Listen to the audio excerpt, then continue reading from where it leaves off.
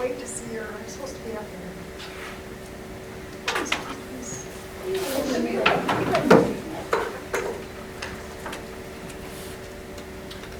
How's everybody doing? Good morning, good morning, good morning. Morning. We got I think till noon, is that what we're going to today, or at least till the end of the agenda, whatever comes first. So we'll do that this morning. So let's go ahead and call this meeting to order. And 9:04, this one will start. And we've got Sandra, Irene, and Adrian, myself, and staff. It's good to have you here. Good to see you, Kelly. Thank you. Hi. Kristen. And Lynn, thanks for keeping us all together. One's called in sick, right? Yes. Who? Martha. Martha's sick? Yeah, she won't be with us this morning, so. So if we're all ready, let's go ahead and jump into the agenda, if you will. And the first thing's the update on the Cycle 4 audit. Kelly. So on Tuesday, good morning everyone, it's good to see you, I'm glad you're here. On Tuesday morning we hosted ADE and they went through all of our continuous improvement plans plus all of our school improvement work that we've done at all of the schools over the past year. The Cycle 4 audit focuses on a lot of procedures, protocols that we have in place for parent involvement, fiscal responsibilities, homeschooling, just making sure that we have all of those procedures in place. There were some areas where we were missing some items and we need to upload current year information. So we have until October 31st to get that completed. But I would have to say overall, when the ladies left on Tuesday afternoon, they were very happy with what we had, with what we have accomplished and the procedures that we have to begin to involve parents in making sure our continuous improvement is progressing throughout the year and not just a one-time addressing of the situation.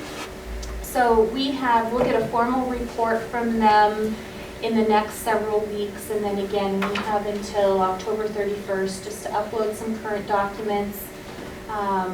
There were some things that we just needed to add a statement to regarding if we were supplanting, what would we do? And that's that we would provide a journal entry system to move that item to another fund. But other than that, it was just a lot of little things that we needed to take care of. So we'll get those things done and have that done. We're actually working on it now and have quite a few of them already addressed. So we're almost finished. Was that, to refresh my memory, was it voluntary or was that something that was mandatory? No, it's a requirement. For a school that's that needs improvement? It's actually, for every school that goes through a cycle, so there are 6 cycles throughout, it's not the year, but it's through 6 years or can be more years. So there are 6 different cycles and every time they look at something different. So if next year the cycle looks at, it'll be cycle 5 and we're gonna look at gifted and talented education. So every year it looks at a major component. And so last year in cycle 4, it was just all of the main processes and procedures. It's the big part of the audit. And so everyone that is in cycle 4 gets a visit. And then after that, it's simply you submit your documents online. So next year, we may have someone from Gifted and Talented from the TAG program at ADE come to visit us and make sure that we have everything in mind. I think year 3 was ELL, or no, next year is ELL. Cycle 5 is ELL. So there are some different components to each cycle. Mm-hmm. But in the 6-year cycle, cycle 4 is the big one. Cycle 4 is the big one. Cycle 1 and Cycle 4 they're both on-site monitoring, where ADE would come up here and go through everything that we've uploaded and look at it face-to-face with it. Every other year, they just look at what we upload into Elite and just kind of go from that. 1 and 4 is just more where they actually want to see the documentation. It's a lot of work. I mean, I think we probably safe to say we've been almost a year in planning for this, just collecting documentation, going through and trying to get it all in one place, because a lot of it you gotta collect from the schools, to house, and, do we put in a lead when we show them? Yeah, we have to download it all in the Yes, lead. everything has to be in a lead. So it's a big process, takes a lot of people, a lot of time. And they actually started the process when I visited with Perry yesterday, the middle of year 3. They started the process of gathering the information and making sure that all of the processes and procedures were reviewed, so. At one point, you guys were wondering whether you'd be able to go to the law conference. Was that because of the cycle board? Yes, they were supposed to come October 5th, and that got changed by them, by ADE. So then we were able to go to the law conference. And when you say an audit, they're looking at processes and systems, and so you have all of that, but do they, when this was parental involvement, do they look at back end at all, results? What? I couldn't understand. Results, do they Like look at? data on parental involvement? Yeah. No, I don't remember anything where we have to produce, where we No. produce data. What the impact of the processes and procedures, because there's a systems audit, then you have a kind of an application as well, it's performance-based. Yeah. The other question is, do they come in with kind of best practices models that they provide to you as well? They From did. various other schools or various other communities? They talked to us about what they thought was best practices, and they met with staff, right? They met with staff and talked with staff and got feedback from staff as well, and shared some of that with us. Did you guys hear anything there that might be beneficial? They did talk a little bit about how we could increase parent involvement, pointed us in the direction of a couple of schools that are being quite effective with our same demographics and socioeconomic status. So we're going to go visit with those schools and hopefully get some good ideas. They have I'm very... curious what schools those are. One's Indian Wells, it's a satellite school, the Holbrook School District. Evidently, they do like one reading night a week, and they have just a tremendous parent turnout. And they add some parent development activities in that as well. So they kind of do a combination of an activity with the kids, because if you get the kids involved, that helps get the parents there. Right. But I guess they've had so much participation, they've had to actually add parking, Yeah, build a parking add a lot new because there's so parking. much participation. Huh. And to support that, at the IEC meeting last week, the IEC is on board with being kind of a conduit of developing our parent development plan. They saw that as a very worthy undertaking that they could help us with. And I think it's a great, the IEC would be a great vehicle because they got the representatives from all of our communities. What And they- other schools were there? Indian Wells, yeah. Well, that's the only one they really pointed us to was Indian Wells, wasn't it? I didn't remember another one. She said another one, but I didn't write it down. They're gonna send us an after-action report where they will give us commendations and then areas for improvement, as well as to review the items that we need to update and to add to. So when we get that, I'll be happy to share that with you, so that then you have some good ideas about the things that they saw and the things that they'd like for us to improve. I have a question. You mentioned homeschooling. What is it? I don't know, you just kind of mentioned homeschooling. Well, how does that figure in? Well, for Title I funds, if we have homeschoolers, we just have to make sure that we're notifying them that they can have services if they'd like services. So they just look to make sure that we have that paperwork and that if we have homeschoolers, that they are provided those services if they request them. Okay, so how do we know who homeschools in our area? I I don't know if the county. County has a list. The county has a list, they have to file an affidavit of intent with the county superintendent's office if they're homeschooling their children. Can they And give us this list so we can contact them? I'm sure they could. if we They don't, asked for it. I'm not, I'm aware of. Really, I'm more familiar with the private schools that we have to share our services with. We have to allocate a certain amount of our Title I budget to support private schools. So we meet with Pastor McCauley over here. Usually his big thing is some sped services and English testing is how he really usually asks for some support. So we have to meet with him every year. We have to sign off on an affidavit that we met with him. And so it's just looking at those pieces of paper just to make sure that we're doing that.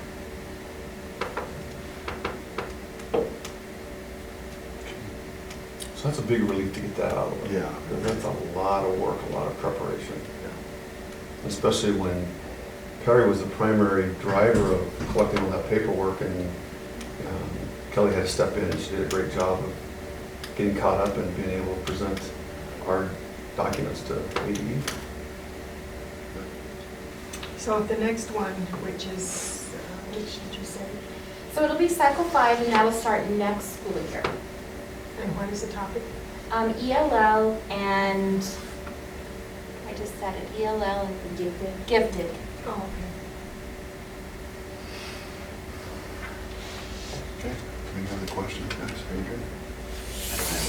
Adrian? Kelly, thanks a lot. Thanks for stepping up. No problem. Look forward to the report. It was great. It was nice to spend the day with those ladies. Oh, audits are never pleasant. Come on, help me get to it. No, it was. It was fine. I heard them in here laughing. Oh, really? Oh. Yes. Those aren't the auditors I'm familiar with. Okay, great. Thanks. Next on the district communication procedures. Well, that's an awful broad term for trying to categorize something I wasn't really sure where it was going to go. So I'm just going to, we came up with that title to really talk about some of those things I think that we all felt we needed to talk about after that last board meeting. You know, lesson planning would be one of them. Lesson planning is a symptom of a bigger issue. So please understand, I put this presentation together and part of it's just information, part of it's my opinion, perception, part of it's just there to solicit discussion, because I think the only way we're going to resolve these issues is to lay it on the table and have those type of discussions. That's how we can move forward. Because I think the role that we play as a central team in the leadership of our district is very crucial. I think there's been times when we've struggled. That's going to happen. But I think how we move forward is very important. And so, again, my point's not to point fingers, lay blame, because I'm sure plenty of fingers can be pointed at me as well, and I'll try to own what I believe I'm responsible for. But I just think we've got to really have some honest dialogue on what the issues are so we know where everybody's coming from and how to proceed. And then we can start picking it chunk by chunk. So I'm going to talk a little bit about some policies. I'm going to talk a little bit about perceptions from me. I'm going to talk a little bit, we'll go specifically into lesson planning, and we'll talk about that. Then I'd like to talk about the bigger issues that we've referenced a couple times. And then I'd like to spend a little bit of time talking, Adrian's asked teacher satisfaction surveys, and I thought it'd be appropriate for us to spend some time talking about that as well. So please, when we get to a point where you have something to say about it, we need to hear it. So let's make sure we're all contributing to that discussion. It's just not me imparting my wisdom or lack of wisdom. So the first thing, and I'll get to this later, but we have two policies that regard communication with board members. And I'm not sure where everybody's at. That's the hard part. So I'm not sure. You might say, hey, you know, when I get into this, it's really not an issue. But I don't know where everybody's at. So I'm just taking a stab in the dark. And so if you tell me that this isn't an issue, then I can skip some frames and we'll go on to the next one. But I do think that how we communicate with our stakeholders has an impact on how we do business. And I think we have to be very careful because we walk a fine line. You guys walk a very fine line on that. We all want to be We all want to help, we want to resolve issues, we want people to feel comfortable coming to us. But we walk that fine line of where it goes from there, in my opinion. You've read the policies. The policies are about they have to exhaust everybody, even the community has to exhaust all administrative levels. Then they put it in writing, and it has a chance to go to the board. So when they put it in writing and it comes to the board, do they come with their writing to the board, or is this just something where they're not invited to actually come to the board and speak in person? I think it's really up to the board to be my impression how the board wants to deal with something in writing. I would think that if we brought something to the board in writing, they've exhausted all the administrative levels, it comes to the board in writing, and I think it's up to the board to decide how they want to handle it. Do they feel like it's something that needs to be heard, not heard? How do you want to, are we going to put it on an agenda and deal with it, invite people to speak? I really think from there, it's just up to the board. We're not talking about blue cards here. No, we're talking, blue cards, we're talking, We're not talking about where anybody can come up and say, I want to address the board for 10 minutes. Because anybody can do that anytime they want. see, I would. I mean, as community members. Yes, I agree with that. Yeah, I'm talking community. community members. They can do that anytime they want to. What you're talking about here is more of a formal process of complaint. Right. I think that is maybe tough with open meeting laws in my mind, because if we see something, we get emails. And we get emails from disgruntled employees. And at this point, we've not reacted to put things on an agenda at this point, as far as I can recall, No. from folks that have done that. But if I have an issue that I say, well, you know what, that's really an issue. Normally what I'm doing, I'm going to talk to you first, anyway. But if I feel real strongly about that, I don't know how anybody else feels, and I can't go solicit how anybody else feels, as far as I understand. So my only option then is to discuss it with you, and I don't feel comfortable with that, then I bring it to a board level and say, I really want this discussed at the board level. So I think each one of us has that latitude. Oh, it period. says right in board policy. Right.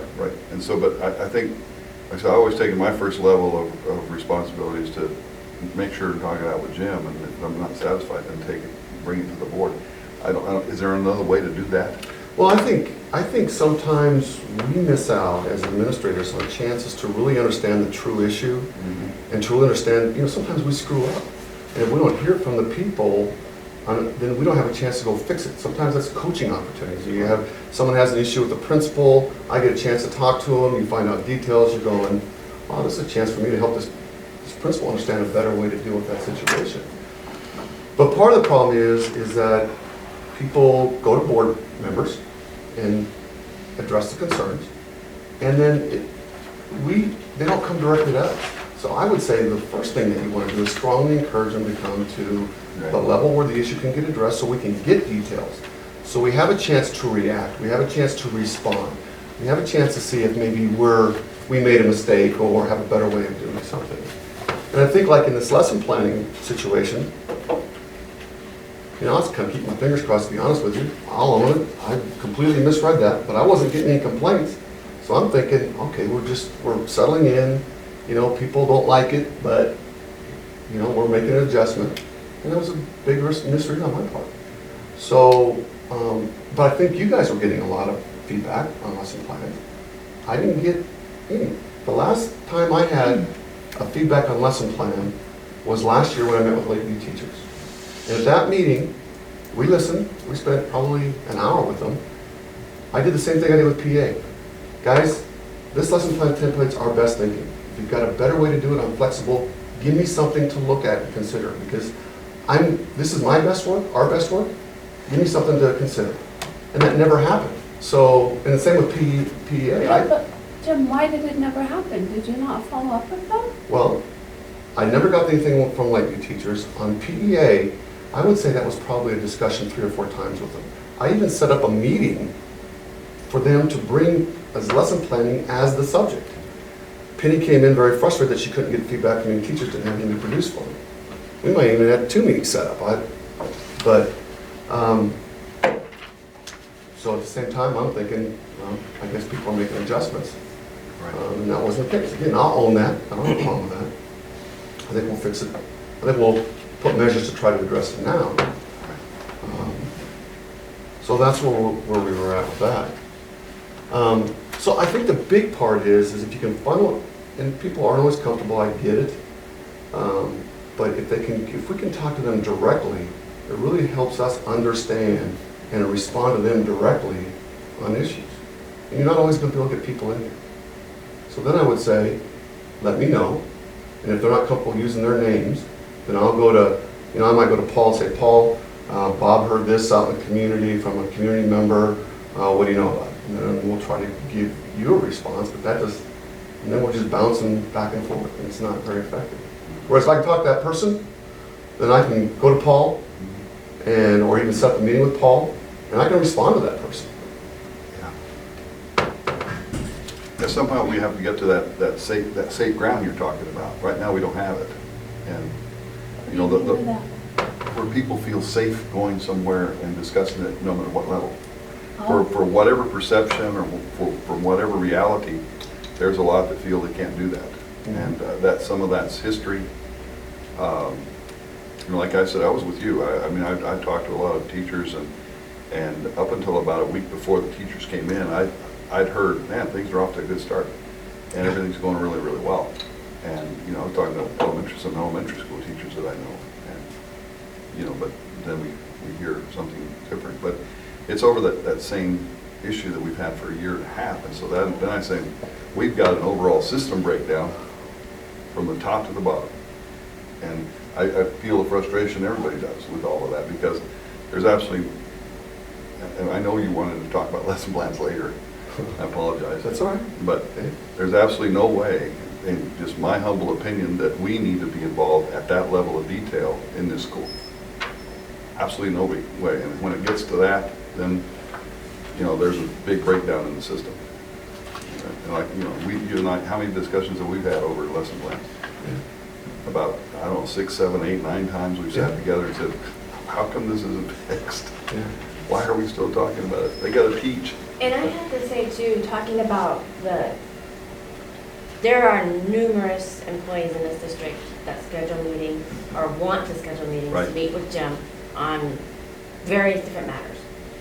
And they could be upset about something going on in their school, they could be upset about something happening with their child, but it happens very frequent.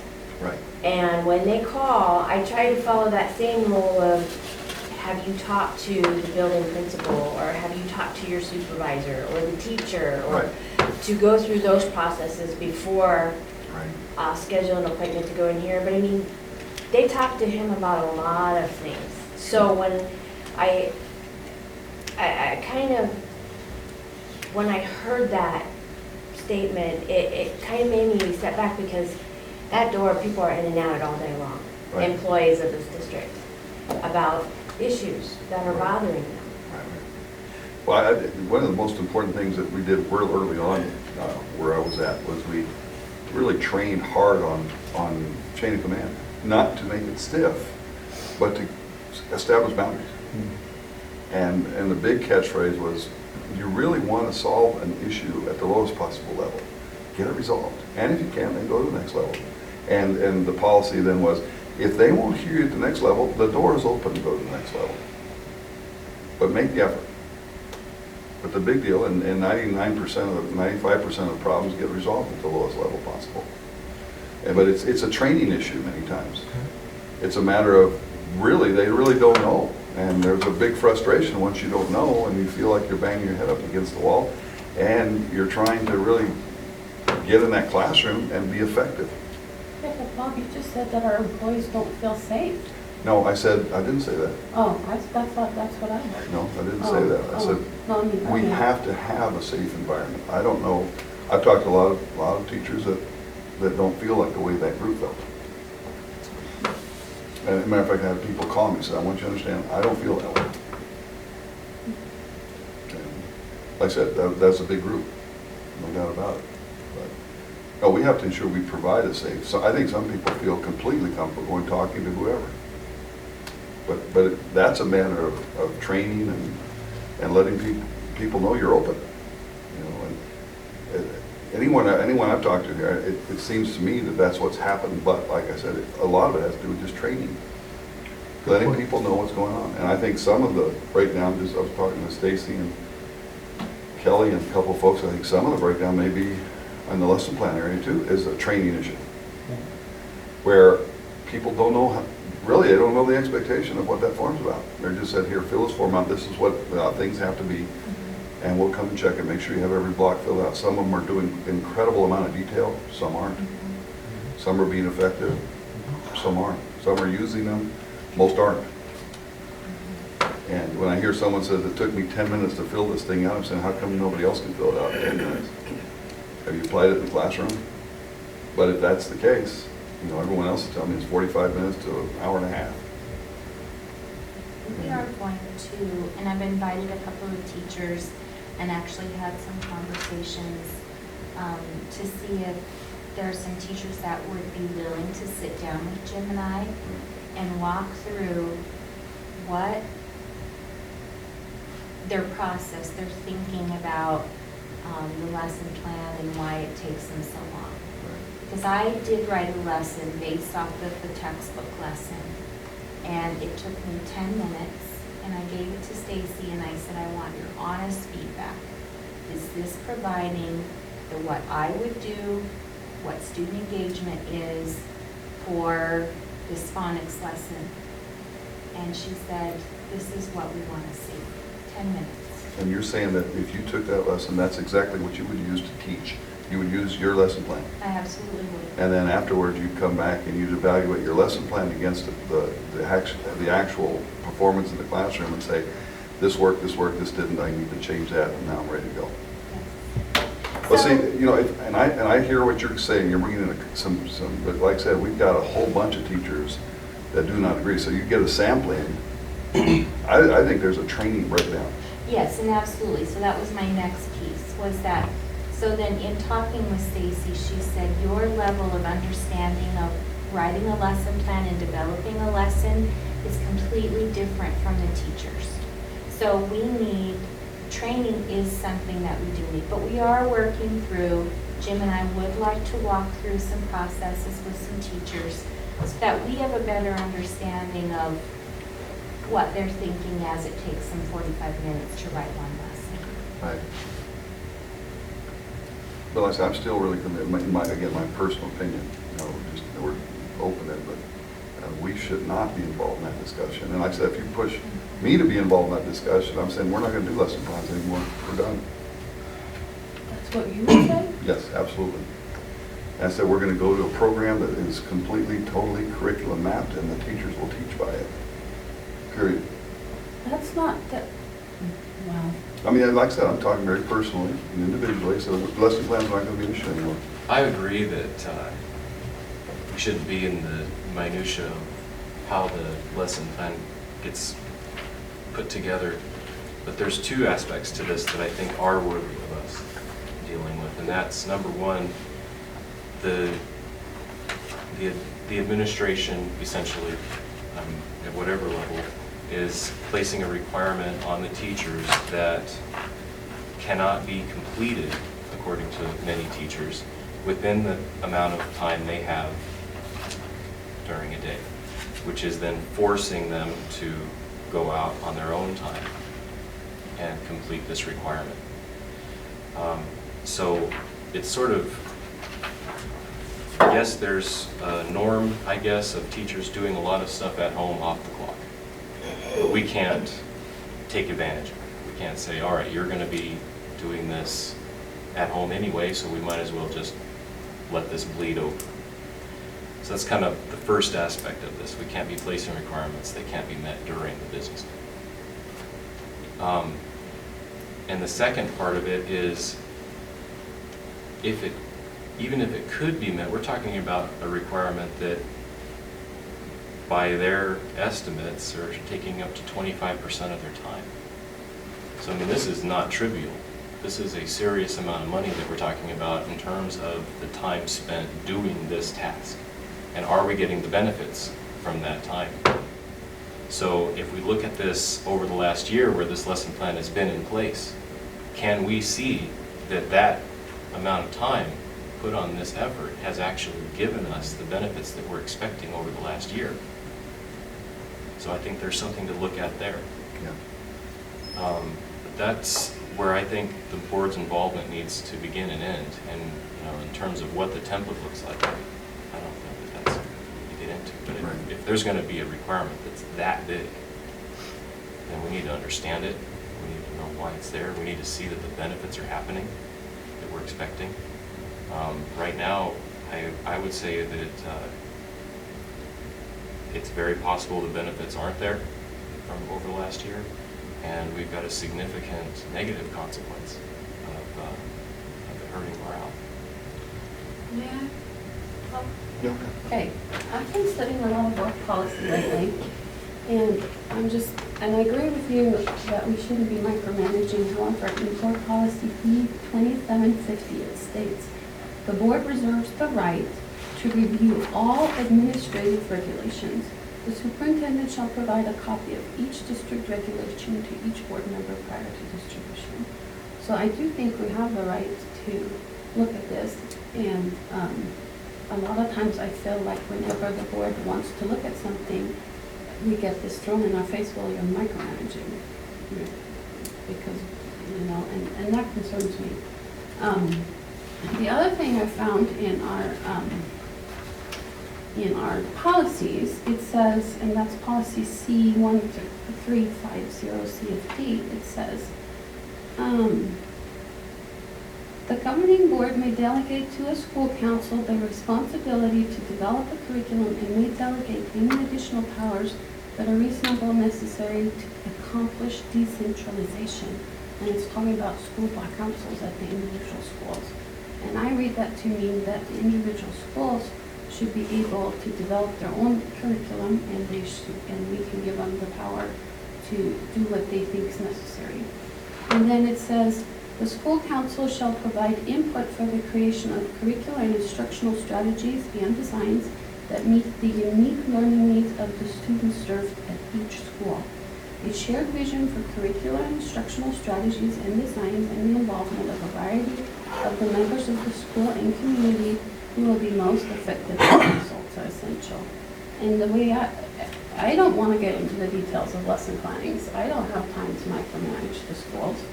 But right here in our policy, it says that the individual schools are responsible for this. And For curriculum? yeah, that the board can delegate that responsibility to the thing, and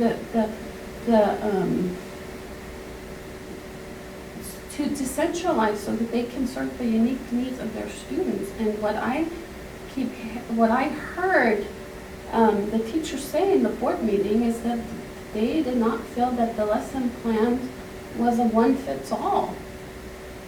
And so that was one of the things I heard when they came. Which, by the way, did you ever obtain a copy of what the teacher said to us in the board meeting? Okay. How come we haven't seen that yet? Because I just finished transcribing it all. Oh, And the minutes are actually gonna be up for approval. They're in a draft of the minutes from the last board meeting. It took a while to get all that transcribed, but I can give you a copy. I mean, the teachers read it. Did you obtain a copy from the teachers? What? I mean, they obviously had some written statements prepared. Did you receive a copy of them? No. Did you ask them for one? Why not? Because I had it in the minutes. And we have an audio recording of it all. Couple things. Bob, can I? Yeah, absolutely. One is, every school, we use teachers in every school to develop their own curriculum. You can't just turn teachers loose and say, without training and structure. That's how we went out and got a very well, I won't say renowned, but he's had a lot of experience with Dr. William McMiles.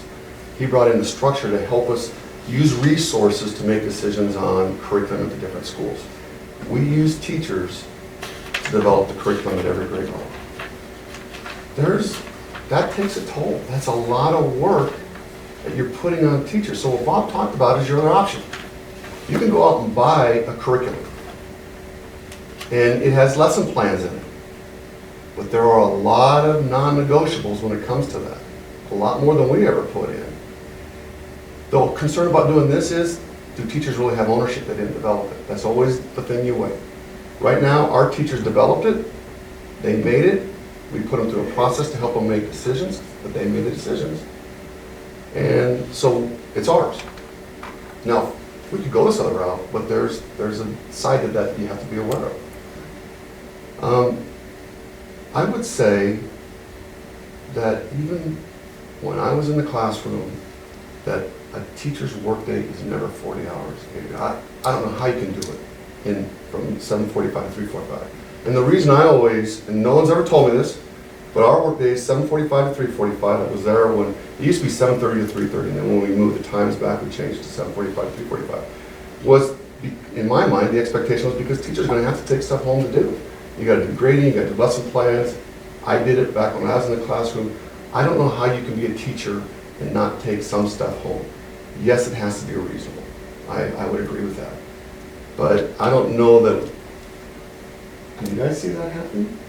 For 7:45, 3:45 people, you know, we'll get everything that needs to be done. Jim, have you driven to the parking lots on Saturdays and Sundays? Sure. What do you see when you go there? I see cars there. On Sunday and on Saturday? Yeah. Do you see cars there at 8 o'clock, 9 o'clock at night? I can't say I've been paying attention at night, no. There's a lot of times when my car is out there at 8, 9 o'clock at night. Yeah. And And I think the check key on the is, top there. I think the key is a balance. There has to be. I just want to respond to Adrian, that I didn't think that 7:45 to 3:45 is going to get it done for anybody. You know, I went back and then looked at all sorts of sites because of the things that were said that night as well. And I didn't see anything that said lesson plans were not important, period. You know, our And- teachers did not say that they thought lesson plans were not important. Well, the I first, think we're first not they listening. set up a scenario and they had a plan to put it together, and the first one said that. But nobody else did. Everyone said it's important. Everybody understands they're important. Also, in researching all that, I didn't find anyone that wasn't spending additional time doing their work. And it said lesson plans are arduous. If you're going to do them right, it'll take a lot of time. That's what a lot of them were saying. They didn't give a window. I think Adrian's points really brings up the issue. And the issue is, in my mind, first of all, if we've got this diversity of thought, and you have a group that say, man, it's just taking way too much time. My biggest thing is it's taking the time, but it's not effective. And just like Adrian's pointed out, we're wasting our money in this because if teachers are putting together all this time, putting the lesson plan together, and it's sitting in a notebook for the evaluator to look at when they come in, and that notebook is not open any other time, then we are wasting a ton of effort. So it's got to be effective. And like I said, if a 10-minute lesson plan is going to be effective, we have to teach how that 10-minute lesson plan is put together. It gets back down to basic training of the teachers. And again, teacher buy-in, really, really important, Sandra. It really is important of how this goes. But in evaluating as well, it's going to have to be consistent across the board. So if it's by grade level, this is our template, good. If it's by school level, by building level, here's the template we're going to use. Settle on it and let's go to work. But they've got to be trained on it. The first week that's committed when teachers come in, here's what we use for training. Now, let's go through it. Get someone that's so efficient with it and then provide further training as you go along. Because the expectations have got to be really well outlined with that. Like I said, we shouldn't be talking about this late in the game at all. Well, Can I just say, because it says right here, if you open the minutes, it says right here on page 5, the teacher said, we all agree we need to write lesson plans. And what I keep hearing from you, Jim, is that you keep saying they don't want to write lesson plans. So I think there's some major miscommunication going on. yeah, when I come up, I'll try to explain what my perception of that rift is, or that gap in understanding is. Because I would agree with you.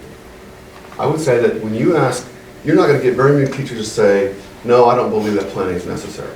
I agree with you I on don't that. think anybody will say that. But, okay. Yeah, it makes the 99%. comments. Before you go further, the first comments that were made, and I'll read them. This was from Christine Kirchner, page 3. And he said everyone agrees with what she's done because she was assigned to do research on everything. So she said she was looking forward, and the reason that everyone is here is because of lesson planning. She began by looking for something positive, research on lesson planning, whether or not there was anything out there that said it was effective. About 45 minutes, she just sort of gave up because she was not finding anything as far as formal lesson planning. Then she decided to just go through and figure out what does a high-performing school district look like. What are some she indicated that she found is something that someone will actually bring up later, which is about collaboration. So that's what she was focusing on. She didn't really focus on the lesson. That wasn't her, other than she said, she didn't find anything that said anything about effective lesson planning. And I think she may have been referring to a template or something that said, this is how you're to do it. And maybe she wasn't referring to the fact that lesson plans aren't important, because it was stated later on that it was important. So, on those things. But really, we're getting into some detail, I think. I know, and I agree with you, Bob. I think we're getting into too much detail. Yeah. I think the lesson plan is what broke the camel's back. Could be. That's what I think. I think what she was, Issues run sorry. from- Oh, no, sorry, go ahead. What she's really trying to say is, what are the characteristics of a high-performing school? Right. Were lesson plans one of those characteristics? And I think that she was trying to tell us that she wasn't finding that lesson planning was a characteristic. I think what I heard, and this, and I appreciate you doing all of this, Lynn, because initially, right afterward, I thought, boy, there's a lot of information that was stated. And immediately the next morning, when Jim and I talked, we could see that he heard one thing and I heard another, because there was just a lot of information that, we were being given. And what I have to agree with what Christine was saying is that when you look at the research, there's not a lot of research that shows a correlation between a strategy or a method of lesson planning and school achievement or school effectiveness. That's not a topic that is highly researched. Am I correct? A lesson plan? Not Or a specific No, format, no. but lesson planning is, yes. Planning, it may be, but a plan, and then I kept hearing formal lesson plan, Right. which I interpreted to mean after a while, oh, they're talking about a set plan, a prescriptive plan. Okay, now I can understand and I can follow the conversation. So here is a prescription. This is a K-12 prescription. This is what we're going to use. That is what is ineffective. And I have to agree with some of the other members who are saying that this is an undue amount of time that we're spending on this. This is an undue amount of stress and anxiety, and it has now become a problem, and that is what concerns me. Basically, there are two issues that I think. Well, number one is that we have an expectation, or we're asking the teachers to perform something that they do not feel is productive or is helpful for them in improving school achievement. That's a pretty significant statement. And then the other one is school climate, which is what Christine refers to, is, the collaboration, for example. And we can see the effects of that in our schools, particularly in the elementary schools, where there seems to be a lot of unhappiness. The other, and aligned with that school climate, is the repetitive, it just seems to be a mantra that teachers do not feel confident, or they don't feel safe, you use the word safe, Safe place. about bringing their concerns. Now, whether that is an issue that is inherent in the system and we haven't developed it, or whether it is, and we can speculate that may be something that is just inherent in the nature of elementary school. I mean, I taught the elementary level and middle school and high school level, and I understand that there is a difference in personality in those buildings. Elementary school teachers are not likely to come forward. They just don't. As a group, they tend to be a little bit more, we hold in. as opposed to at the other level, when you've got high school teachers who can be, pretty confrontational at times, when they don't hold back. There's a lot of difference. That we could, whatever the reasons are, the fact that they don't feel safe about coming forward and expressing their views, is it because they are not able to articulate what it is they want? I don't know. Perhaps that's it. There's a lot of collaboration in the buildings. The teachers come in and they sit and we think on paper they are collaborating. And yet what I hear is that in the statements here, we're not allowed to collaborate. There seems to be a disconnect there. And yet, when I talk to you, Jim, I go in your office and you've listed all of these things. These are the things that we're doing so that, we can demonstrate that we're pulling the teachers in, we're working together, we're coming up with these things as a group. But somehow, I'm hearing right here the teachers are saying, we're not allowed to collaborate. So, I don't know what. The fact that we're spending so much time on this tells me that somewhere, like Bob said, we've had a system breakdown. And in order for us to move on, to continue in improving and to work on school achievement, we've hit a snag. We're choking on a camel. We're choking on a gnat. And we're swallowing the camel to a gnat. Yeah, I'm sorry. The phrase is, we're choking on a camel. I heard you. A gnat. We're choking on a camel. I was with you. And we're focusing on this lesson plan, and I'm thinking, that's the gnat. Yeah, there you go. The camel is we've got work to do. We've got school achievement to do, and we're hung up on this silly lesson plan. Well, I brought Christy in to at least give you from a principal's perspective and a little bit of background on how lesson planning's evolved in our district. And I'll be glad to add to it. Okay. Just to tell you a little bit about me, I'm not a career administrator. I taught special education for 15 years in Seattle Public Schools and the Kent School District up in Washington, and I have my national board certification. And I have to admit, when I came to Page, I was a little surprised because I think a big thing with lesson plans is that it's change for teachers. Because you'll notice that we didn't have that expectation. And I've never worked in a district where I wasn't expected to have lesson plans. For myself to follow, for my administrator to see, and then turn at the end of the school year. That is very, very common. And so when Paul Gagnon came over to the high school back in 11-12, he started teaching here, but he also was an administrator in Cottonwood, and teachers also turn in lesson plans there too. They create lesson plans. And we were talking about the instruction that we're seeing in our buildings. And we were looking at student achievement. And one thing that I did listen to, I was there at the board meeting, and Christine, when she was talking, did talk about teacher collaboration, but she said that formal lesson planning isn't a part of research, but what is a part of research is good instructional strategies. And the tough thing is that if you don't plan those out, it doesn't happen. I can relate that to Late Start. I've been running Late Starts in my building once a month for the last 5 years, but if I don't sit down and plan them out, if I just got up in front of staff, it wouldn't go over well. I could probably wing my way through it, but probably wouldn't be very good. You have to plan it out, and when teachers in the middle school, for instance, have those 60-minute periods, they need to be planned well. Even veteran teachers, you have that saying, failing to plan is planning to fail.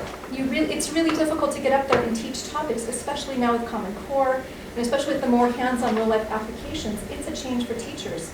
And if we don't ask them to at least outline what they're doing and using good instructional strategies, it's very difficult to do. And Robert Marzano is someone I absolutely love. He takes research. He doesn't do the research himself. He does a meta-analysis. He takes all the research and analyzes it. And he has a chapter in this book about instructional strategies. And you've probably heard of Madeline Hunter if you have a background in education. And these are the elements of lesson design that he has in his book, Translating Research in Design. And so Paul and Stacy and I got together, and Stacy Wadley had actually pulled up from throughout the valley, throughout the state, what different districts were looking at for lesson plan templates. Everything from Deer Valley Unified, like one thing Bob was talking about is Deer Valley Unified actually asked their teachers to go back and reflect upon their lesson plans. Not only write a 2-page lesson plan, which we thought was a lot, but then we had to go back and reflect on that. And so we looked at all these different forms, and we tried to cull them down and say, what are those essential elements, looking at this from Madeline Hunter, who's an expert in the field of lesson plan design, and what other districts are asking teachers to do, what's reasonable. And so we came up with 5 things. We said that teachers should be having their objective, input, guided practice, check for understanding, and a closure. And so we asked teachers in the middle school and high school to make sure that this was in all their lesson plans. And whatever format they wanted to use was up to them. Whatever template, whatever format. As long as they had these 5 things, because we felt that these were critical. What we noticed though is that it wasn't happening.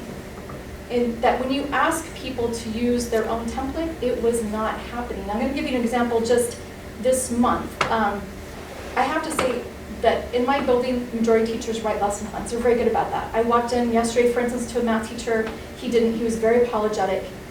It wasn't a defiant issue. He was, he really, he had worked on it but hadn't finished it and hadn't printed it up. But what I saw was his warm-up took up most of his lesson, just 2 problems. And there were a lot of kids who weren't engaged. Those good instructional strategies that we know work weren't happening in that classroom for that time when I was there.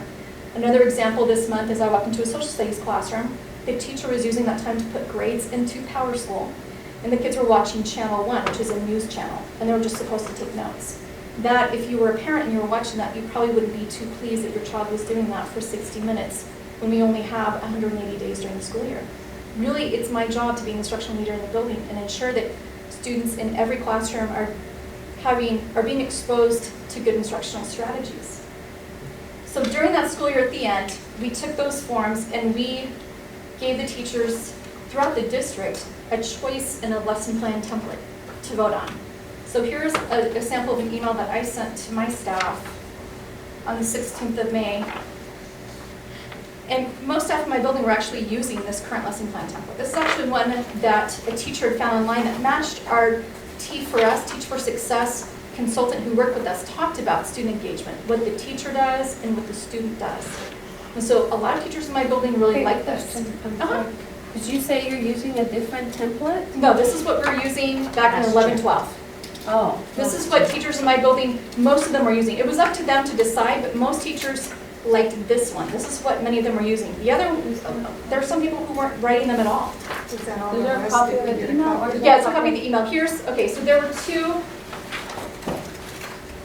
throughout the district, we gave teachers 2 choices to vote on. One was the one that we have now, which you've probably seen. And then the other one was the Teach for Success secondary lesson plan, which could also be modified for elementary. So they had to vote. Now, in my building, teachers had actually found this template online. They were the ones who found this, and it matched what we were doing in Teach for Success, which was what the teacher does and what the student does. Now, they went into the staff lounge. It was confidential. They put Post-it notes up and gave comments. There were a couple comments that said, if you ask me to lesson plan, I'm going to leave this district. I shouldn't have to sign my contract. There were some comments like that. But we did have teacher input about what it looked like. And we gave people a year to kind of get comfortable with what they wanted to see for a lesson plan. So that's just a little bit of background history on lesson planning. And just to talk about the importance of lesson plans, because I think that is a struggle for some teachers. It really is, because it is time consuming. People admitted that some were winging it, but you have to sit down and you have to plan. You have to have those things in place. NEA, which as you probably know is the National Education Association, the union for teachers, which I used to be a building rep, they have a whole page devoted to great lesson plans you can implement. It just shows the importance that teachers have of lesson planning. So I want to reiterate that in case there are concerns about it. And then Tempe Unified School District, Conway Middle School has demographics similar to ours when it comes to poverty. And they are an avid demonstration school. And they asked their teachers to lesson plan, because I went to an avid forum a couple weeks ago and I was talking to the administrators there about our struggle that we're having right now. And they showed me their lesson plan format, which is similar to ours. Teachers do it electronically and submit it once a week. Once a week? Mhm. How often do you require our teachers to submit their lesson plans? At this point, daily. And here's the thing that I'm willing to look at, is that I think it's difficult to submit it once a week, only in the fact that as a teacher, I recall that what I thought I would be doing the following Wednesday or Thursday usually would change. So that's the thing that I'm willing to look at, is I also know as a teacher, It's okay if you're gonna be teaching on Tuesday, if you're working on that Monday night. I'm okay with that. What's not okay though is to work on it if you have second period planning and you already taught first period and just winged it through first period. And then did, you know, the rest of the kids got quality instruction the rest of the day. But I see in my building how important it is, and I really do feel like the student growth we've had this year, which has been steady, is because teachers really are planning in the building. That is so important. Now, granted, the form, the template, those things are workable, but it is important that there are certain criteria that teachers do have to have. They do have to look at those things. But Christy, isn't it also true that your teachers, they can, I don't know, explain this to me. When you have a social studies teacher, don't they teach some of these lessons over again?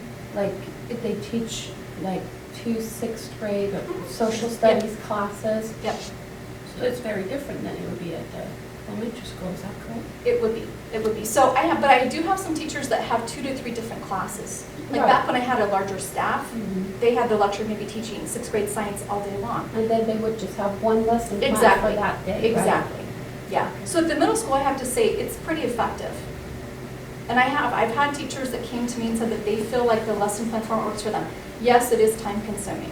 And I certainly don't want teachers just spending a lot of time. I've heard both Bob and Adrian mention training the teachers. I think that's critical. I have an instructional coach who has been going around and actually working with teachers, even up through this week, about making sure, you know, how to make sure the lesson plans work for them. And then the other thing is, I think we also see, what other things can I take off my teachers' plates?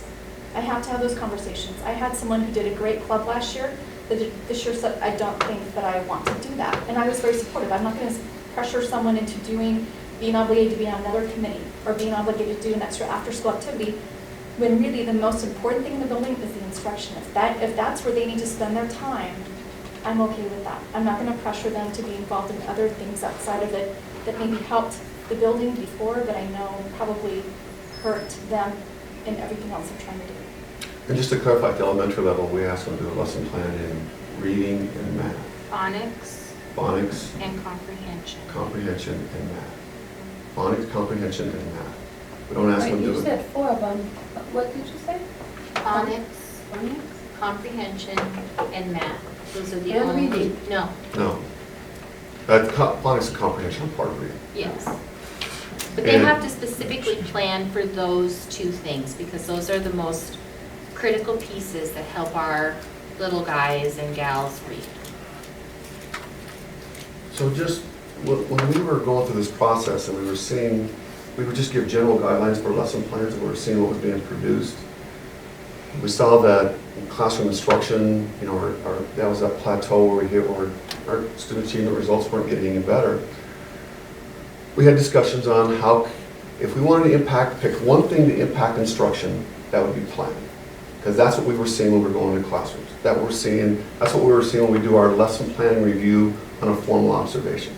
Teachers weren't planning very well or very effectively. So we brought in training for us to help develop that template. And the purpose of the template is so we can get good at giving them feedback and really identifying what those priorities are.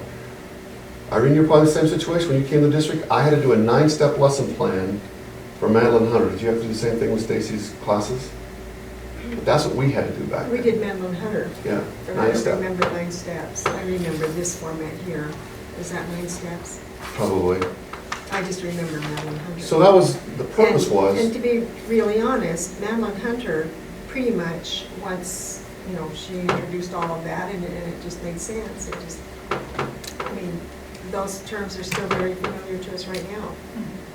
You're saying this is what you used, what the teachers are doing now?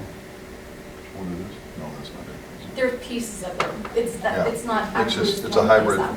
yeah, the big And what Larry change. McBiles brought in was a program that I received further training on when I was doing my grad work. It was Tiggins and was backwards. Yeah, so Right. that's creating UBD. unit plans, yeah, curriculum maps and unit plans, and then down the lesson plans. And that made sense. I think that anyone who is skilled at, you know, planning and thinking out a lesson plan, this is my perception and this is my own personal opinion, is that oftentimes we can make it fit into a template. It may not fit exactly, and you may have to modify it, but those same principles are going to be, going to carry through regardless of whatever thing that you did. What we found that was very, very frustrating when we were working on the curriculum development and the planning with the work with Larry McBiles was that, and Jim, I told you this before, it was extremely difficult with the counselors when we were trying to develop these plans, because they didn't have the training in lesson plan development that many of our teachers did, and it was really difficult. It was hard. Just to understand what is the concept, what is, just very familiar concepts were not there, and that was very difficult. But most of our teachers have that information, and what I'm thinking, I don't know, it's an enigma, and it goes back to, this is not something that we need to be involved in, and I've said it several times. This is Jim's job, and these are the administrators' jobs. They need to take care of it. And our responsibility as a board is to say, what is happening? Have you been able to come to a decision or whatever? So coming back to all of this, the lesson plan seems to be the point of issue. However, there seems to be a school climate issue. There seems to be a lack of trust, or I don't know what it is. And we can speculate on all kind of reasons of why or what the contributors are for that type of a thing.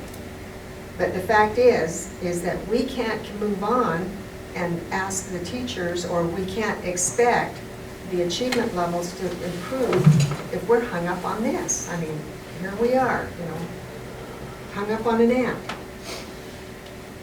Yeah, I think one of the big disconnects is that we have our view of what lesson planning should contain. In my experience with elementary teachers, it's a little different. Elementary teachers, when their idea of, because I saw some really good lesson plans. I saw Robin Rowe produce a lesson plan I thought was very complete, one that I would say was a pretty thorough lesson plan.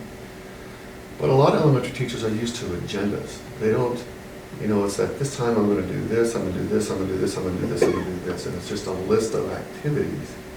And it's not really a plan for the day of instruction.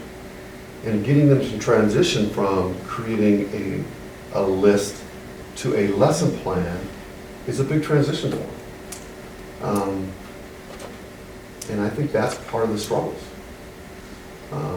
I used to have those conversations with Karen Johnson when she was a principal down there, because she would show me an elementary teacher's lesson plan would be a calendar book, and it would be in a square in here, and it would be 5 or 6 items that they were going to do during the course of that day. And to me, that's not thoughtful planning to make sure that we're incorporating those strategies that we know kids have to be exposed to get prepared for what's coming down the road. So I think it is a transition, and I think that creates a lot of anxiety.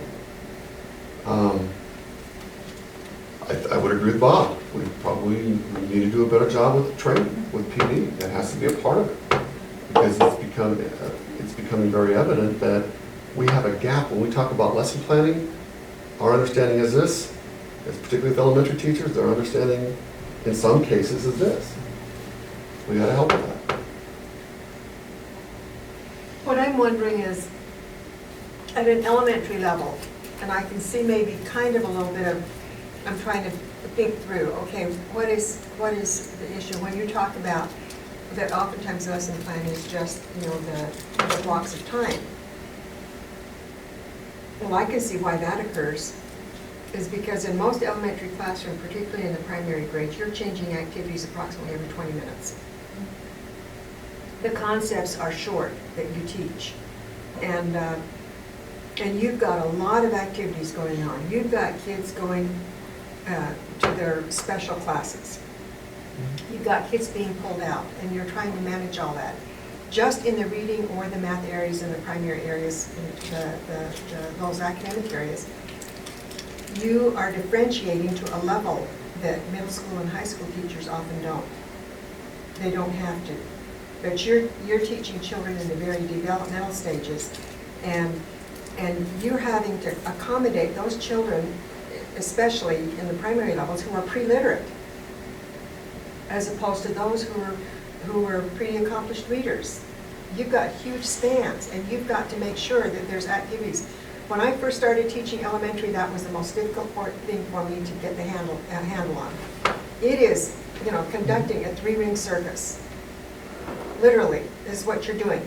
You are managing activities, and you've kind of grouped to try to meet all of those needs, or to instruct all of those. And you've got to rotate those groups, and you're trying to get to all of these areas. I can see where it might be overwhelming to say, I want a lesson plan for this particular area. And you're thinking in detail, because you have to, and then you're asking me to put something on paper that fits a diagram that then I'm just pulling out the principles. I don't know, I'm speculating, I'm thinking, okay, if I had to do that, when I taught elementary, and I had to do that, I think I would find it challenging. However, in special education, I had fewer students, but every student had a plan. Right. And then when I did that, when I taught students who were on individual plans, I used structured programs, because much of our instruction in an elementary level, especially in the developing levels, at the very early levels, are the rote scripted, highly repetitive types of things. And then you've got to keep track of whether they achieve this particular sub-objective before we can move on. All of those types of things. And so, I can see that it's just a big juggling thing. And then you're already inundated with a lot of requirements anyway. It's the straw that's breaking the camel's back, as you're saying. Somehow or other we got to get through it. So I just wanted to comment on two things. We, as a district administrative team, went through a process where we identified some of the particular issues that were preventing us from being successful as a district.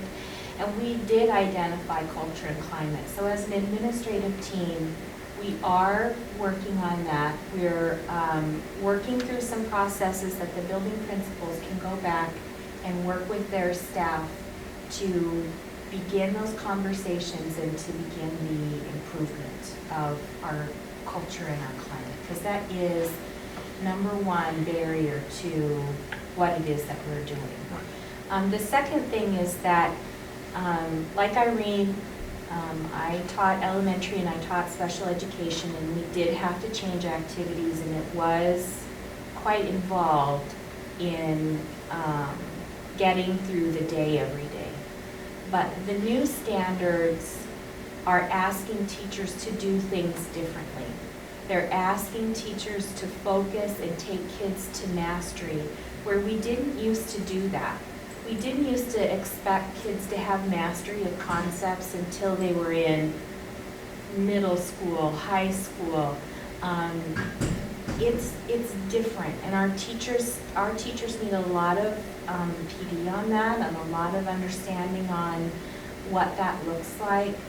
We saw a lesson plan this morning of a high school teacher teaching a lesson that was not appropriate for high school, but more appropriate for 4th or 5th grade. So we have a lot of work to move some of those things forward so our kids are being successful. But we are looking at all of those things.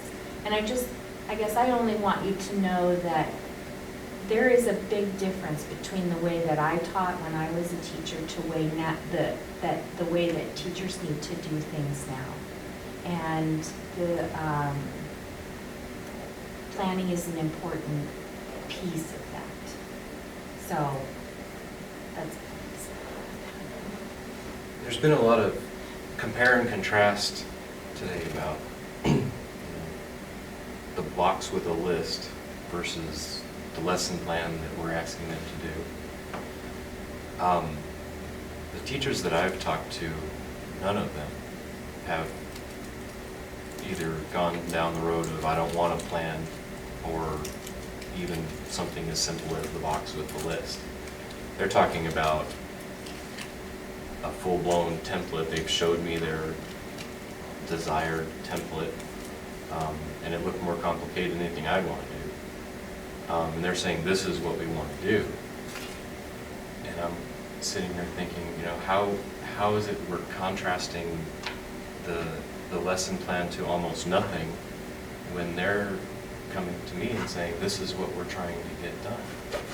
Because I received a sample of what Lakeview wants to do, and it is the box. They did not give me any, and I attended a meeting with them. They didn't give me any indication that they wanted to do anything more than to note page numbers and their objective for the day. And it was in a little box, and it had labels on it. It was 2 pages of that.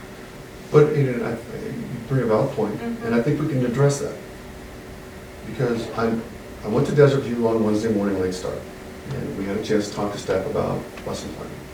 And I just basically listened. I met with Lakeview teachers on Wednesday afternoon. There was probably 25 of them in that classroom.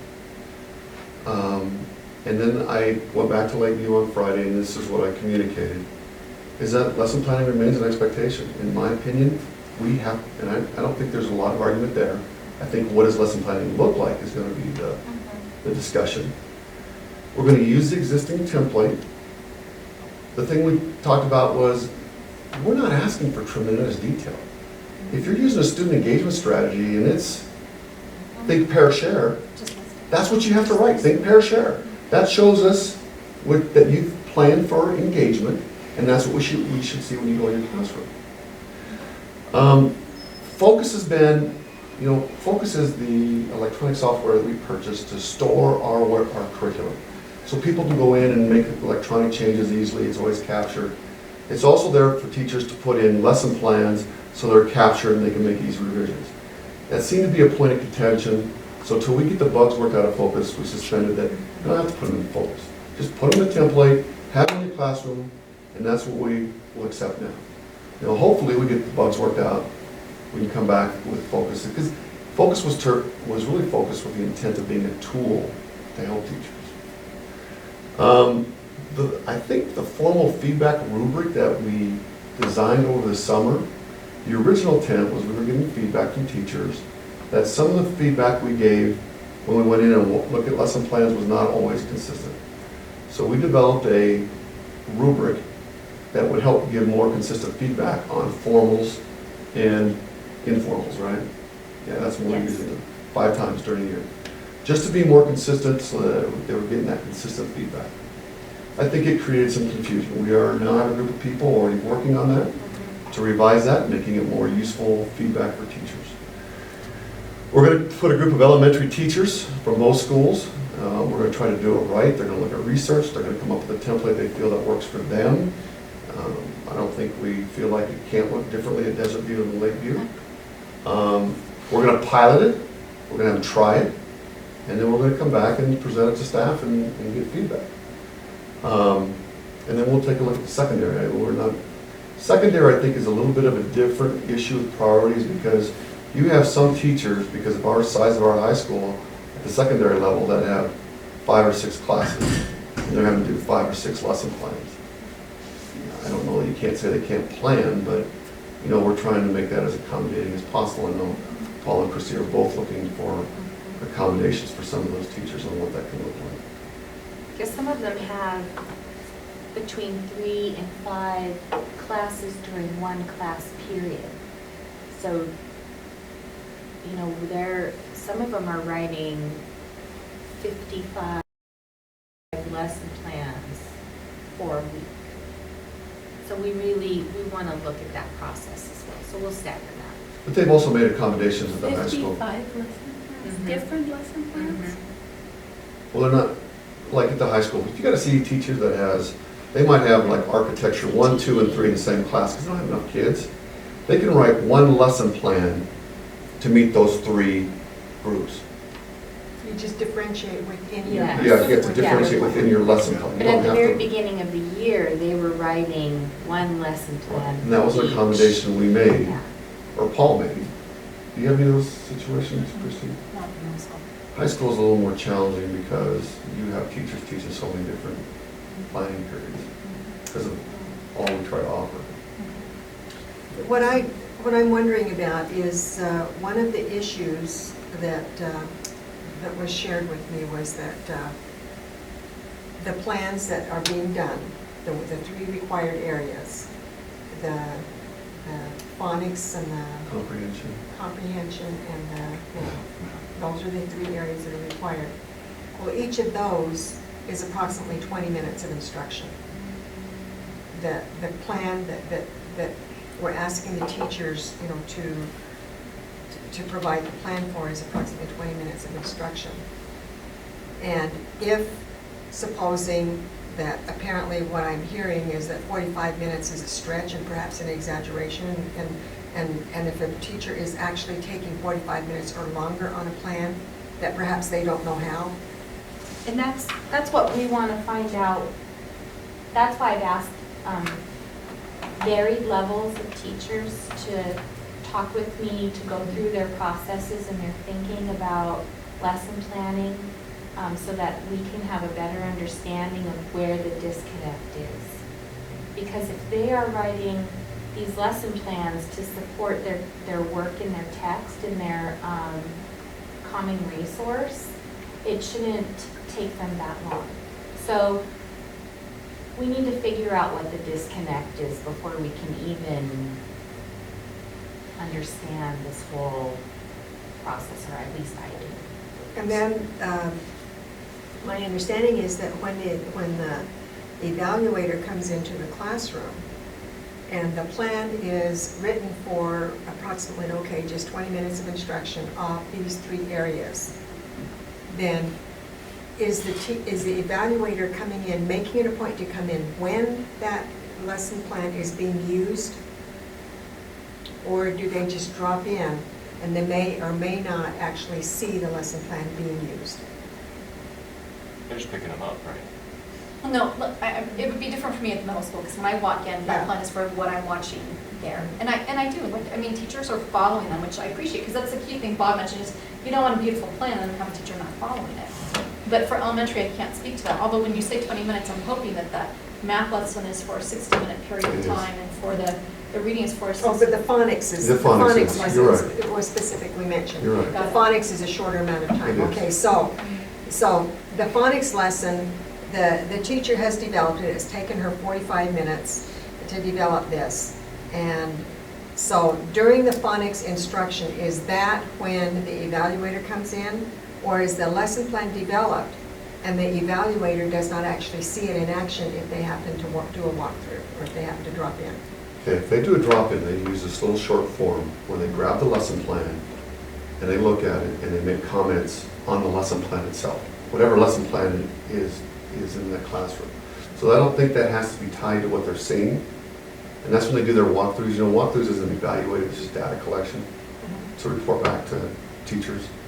Now, when you do a informal or formal, you sit down with the teachers, right? And then that's when you can look at, I'm gonna come in at this time to look at that lesson that you designed, because one of the first meetings that you have to do an informal is sit down and do a pre-planning meeting with the teacher, talk about planning itself.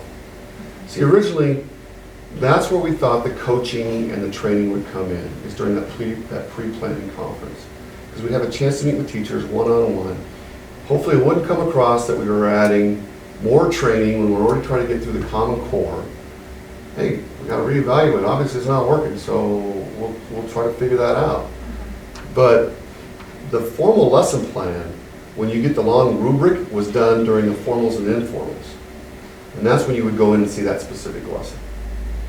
Does that make sense?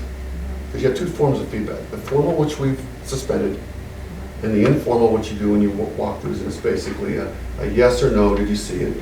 We even try to change that, make sure we're writing some Feedback. positive feedback before we write a no, or would you think of this? And so we're even trying to look at how that is being delivered in a more positive manner. But as Jim said, it really just focuses on the lesson plan, not But there's, the lesson plan and what you saw. So that if I go in and it's science time, I can take a look at that phonics or comprehension or math lesson plan, use that little short form, and give the teachers feedback. I don't have to watch it.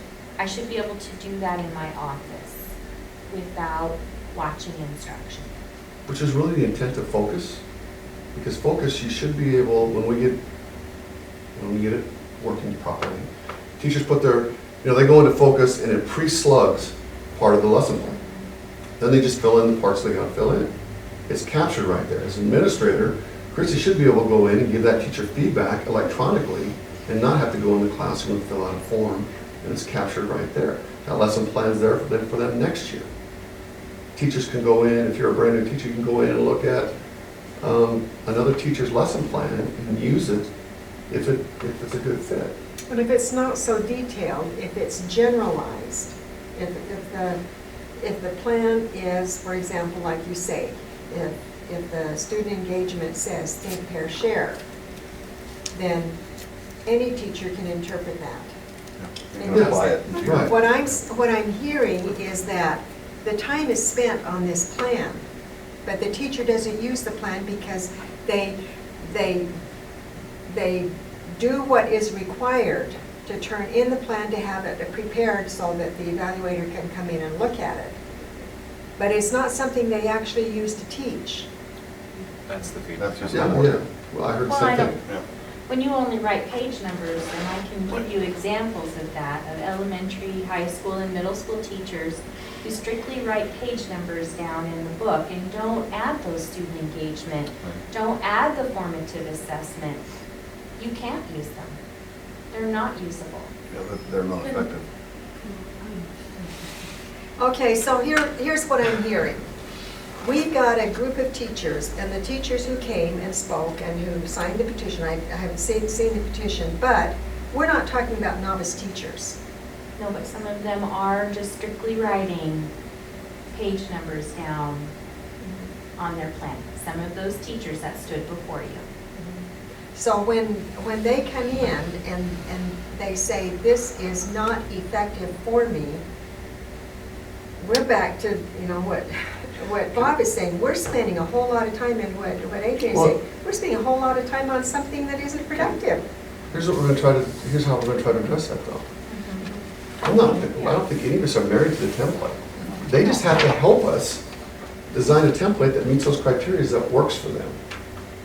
So, the thing that I see missing out of this response is what are we doing to give them some relief now besides just suspending Focus? Are we allowing them to go back to before? Are we allowing them to do something less exhaustive while we Yeah. We tried to explain, and I saw Barisha sent out a good email yesterday, that you don't have to have this incredible amount of detail where you're scripting every single thing that you're doing. And so that's one of the things that we're going to try to do is help teachers understand is this should be a guide that demonstrates you put some thoughtfulness and planning into your instruction. And if you can put think, pair, share, and that connects your strategy, you don't have to write step 1, you will do this, step 2, you will do this, step 3, you will do this, and the think, pair, share. So why wasn't that communicated in the first place? I know in my building it was. I mean, we showed people examples at the middle school, and we said, I don't want a novel, I don't want it scripted. It's so cute. I have one teacher who will sit there and script everything, but she prefers to do that. But, I asked her, can I use your lesson plan as an example? She scripts everything. We're not asking for that. And so I think it's a piece of making sure that you communicate. We did communicate at the middle school. It can be brief, as long as you have these components, because you do want good instruction there. You do want an objective. You do want closure. You want reteaching. How are you going to reteach those kids who don't get it? What's your method for that? Those things should be there, but it doesn't have to even be in complete sentences, which was the big joke in my building, because we want kids to write in complete sentences. Teachers don't have to. As long as the strategies and things are there, at least in the middle school, we did communicate that to teachers. And Carrie, my instructional coach, she meets with teachers, and as I do informals in the building, we're being very open with teachers, saying it doesn't have to be a script. It can be or a paragraph or a novel. can just be those strategies that you're going to be using in the classroom for these components. Can I go ahead, I really think the next item we need to get to, but this is very, very important. And I think everybody's had their opportunity to at least express your concerns and your thoughts to Jim. And that's what our job is. It needs to last just really, really short, brief, because I have one just brief thing to say, but Sandra, do you have anything else that you haven't expressed that you'd like to see or at least be considered? Well, That you haven't heard I agree responded? with, well, my biggest thing is, I think it's a straw that broke the camel's back, and I already Okay. said that. And I think I agree with Irene, my other concern is that there seems to be major miscommunication. And I think there's a lot of not listening going on. And I'm discouraged by the fact that Jim didn't ask these teachers to give them a copy of what they said when they read it at the meeting. I mean, so I have a lot of other things to say, but they're probably for another time. Okay, Irene? The only other thing that I think I would say, and I try very hard when there's issues like this to bullet my items so that I make sure that I have clarity of thought and I can just, zone in and get that particular thought in there. And those things have already been sent to Jim, and I don't think that they have changed. That has been pretty well my thinking. The only other thing that I would have to add is that back down to, and I'm repeating things, but it is that apparently we have a breakdown in communication between our teachers and our administrators. And it's become a real problem. And I think that characteristically, you've always got those undertones. We always play Ain't It Awful in our classrooms. We do that. But when it comes to a time when the teachers have to say, okay, we give them the time and we invite them to tell us and that sort of a thing, it's not happening. What is it that is making it so that those teachers are not able to or they don't feel free to? Initially, I was a little bit apprehensive about the fact that when they spoke, the focus seemed to be on they didn't follow protocol, they didn't follow this, and why didn't you come talk to us? And I thought, okay, that seems to me to be a topic of conversation after we actually get down to the topic. Let's get this cleared up, and then we can talk about what we need to do to make sure that they follow protocol. To be accurate, I think it is a problem when teachers feel like that they can't, or for whatever reason, they don't go to their administrator, to their building principal, or to whomever, their group or their team leader or whatever the level is, so that the message can be taken, up the level. And I understand also, I had another individual tell me, well, and I mean, you said lay it out, I'm laying it out. Okay, in the votes that we had earlier in the year in the spring, when we had one particular unhappy teacher because of a decision, bring a lot of, and they have to be family members, I know who they were. And to be really honest, I wasn't much affected by the individuals who came to speak at that meeting because I knew very well they were her family members. And, but I was told that the message that came across was that all you have to do is go to the board and complain. And that was the message that was communicated. And I think that in some ways, Jim, you have tried to relay that to us. This is what is going to happen. Well, on the other hand, I'm thinking, well, my position was not, and my decision was not made by what was said at that governing board meeting.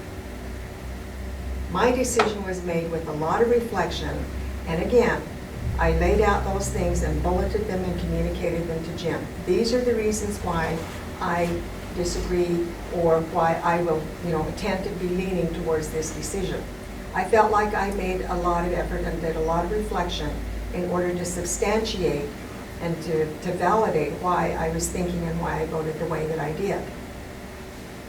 So somewhere or other, if that is what is truly what is happening, but then I'm thinking, well,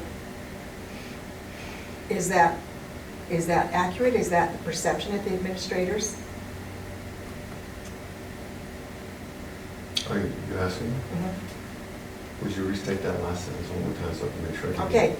Do you feel like that maybe part of what is happening is something that we set up by the votes that we did earlier when we conveyed a message to the staff, that you can go bypass your administrators and come straight to the board? Yeah, I would say that that is a perception among administrators, right or wrong. I think that is fair to say, that because of some of the personnel decisions, because teachers are even saying that, I don't really care to get into all that, but that board members are encouraging them to go do what they did last Tuesday, that. Who says that? Have no idea that it was even happening until you emailed. I'm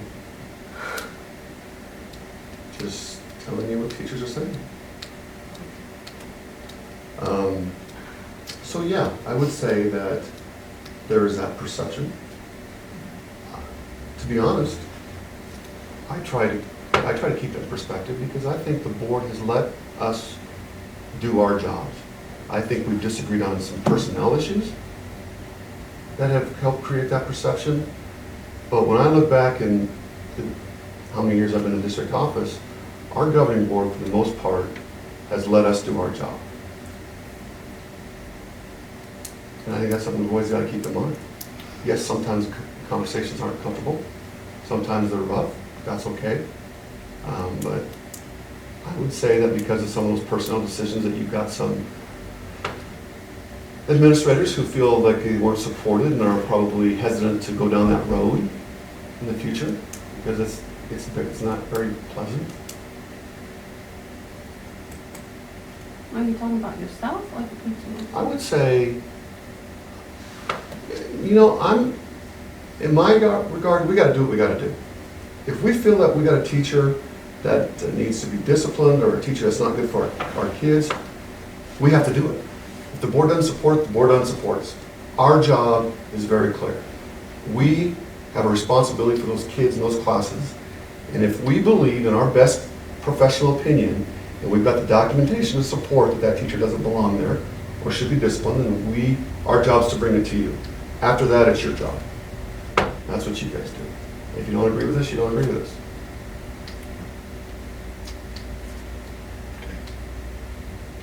Adrian? When you're doing a program like this, my opinion is coming in, the very first thing is putting limits on it. Where's your scope? How much time do you want to dedicate to this thing? And then whatever you put in place needs to fit into that time. And the other half of it is what benefits are you expecting to get? And those benefits need to be well communicated, those expectations of future value need to be understood by all who are participating. And we need to be able to measure that those expectations are achieved. And I don't see those things happening in this instance. So I think right out of the gate, you need to say how much time per lesson plan, and then build something that fits in that. On average, not the fastest person can do it in this time. So I think right now that's the thing I'm looking for. It's good feedback. I do, in looking back, we could have done things better. I'm not going to try to tell you otherwise. Really, there are. We did do training on the lesson plan template. We did offer after-school training for those people who were struggling with it. multiple times. We did offer model templates to help with that. Obviously, hey, we're getting the results we're getting, so we could have done a better job. Part of that's communication. But I think it's tough to measure the impact until you can see that at least it's being implemented with some type of fidelity. So I think that's one thing we have to do is try to find some way through what we're trying to address with this group that we can get more fidelity to see if we really are having an impact. And because I agree with you, I mean, our measurement right now is when we go in, our teachers planning. Do they have the objective posted? Are they teaching to the standard? We can measure that. We can tell you that data. Are they using an engagement strategy? You report that back to your staff every month. I do, we have walkthroughs, and I have told my staff, I told them last year when we started the lesson plans, that bar none, no exceptions. There's a lesson plan, I see much better instruction than if there isn't one. I could give you examples. You can come and do walkthroughs in my building, and I'd love to take you and I can show you, the teachers who regularly write those lesson plans and follow them have good instruction as compared to those two examples I told you of a social studies teacher who didn't write one, and kids are just watching and taking notes on the news for the day. And in a math classroom where kids have only worked on 2 problems and there's no objective on the board. It really means quality instruction. You're right, how much time does it need to be? Do we need to look at other things on teachers' plates? What is going on in the district? Because this is really important. How can we make it effective for everybody? Because it is working, but how do we make it effective? So teachers aren't there on Saturdays and Sundays. What can we move around that still provide quality instruction? My suggestion really would be in this case to just extract those high value points from the planning process and make sure those are what you're focusing on.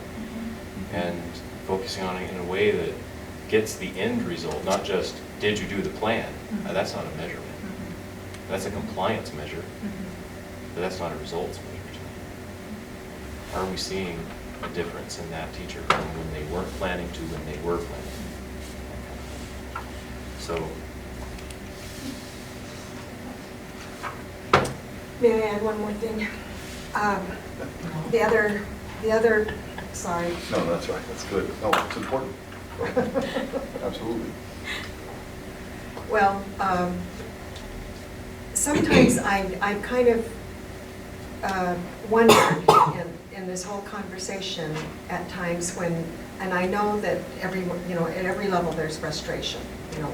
How did we get to this point?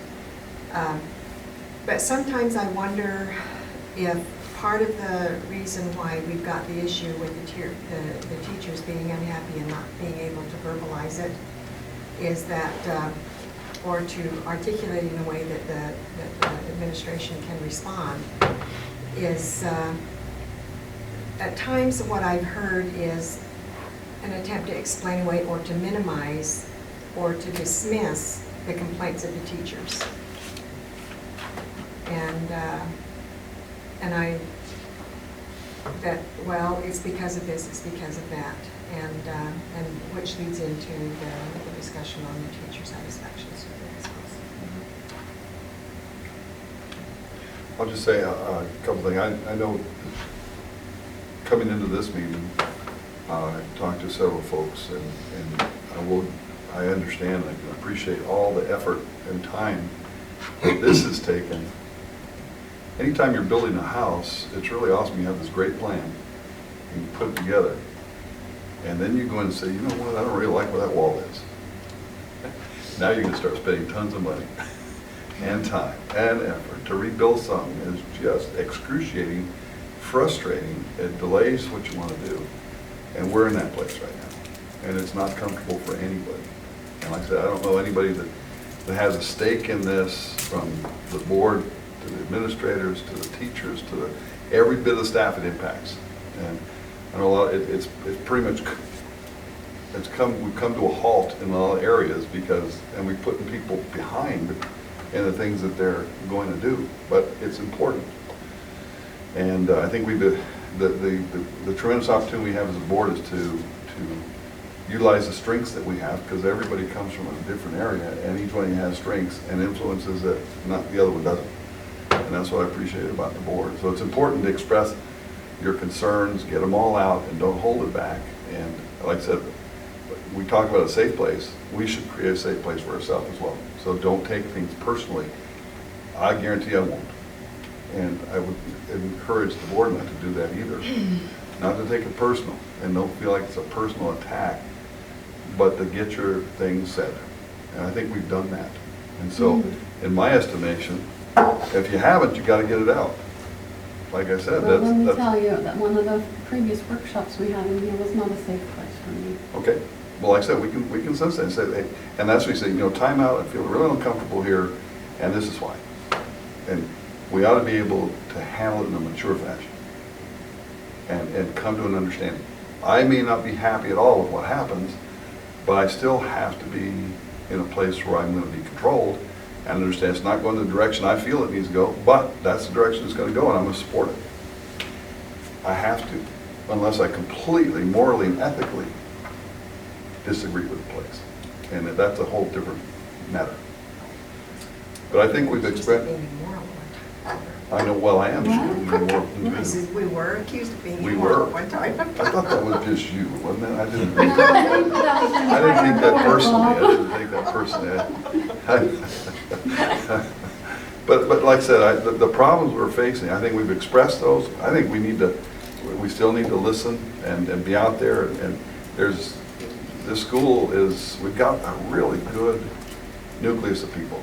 We really do. We've got, and it's not just the teachers that are out there, the cars that you see, the administrators are out there just as much. Everybody's out and about. And like I said, I spend a lot of time doing a lot of different things. I'll guarantee you I spend a lot of time like you guys talking to teachers and talking to administrators and all those. That's just part of what we do.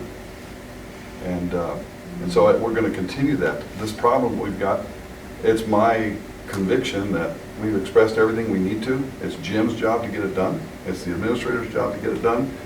And that's the expectation. Because we've got bigger, and also I think, I believe that the biggest issue is the elementary schools. And I don't know that this is not a district-wide situation. Is there pressure on every teacher? Absolutely. And it's national. I look at surveys across the United States and said teachers are bailing fast. And that's just a fact. It really is. And I appreciate that, but this is our problem. I understand. Our district. I'm not going to dismiss that. The thing we have is we've expressed our concerns, and now, as each one of us said, we really don't feel that this should even be a discussion. However, there is, and there's bigger issues. And I've heard Jim, Kelly, Christy, and everyone say, this is how we're working on it. So that's an expectation. And we should hear back on it and say, this is what we've done, this is how. I know you guys have had several meetings since the meeting on Tuesday, but you have addressed things.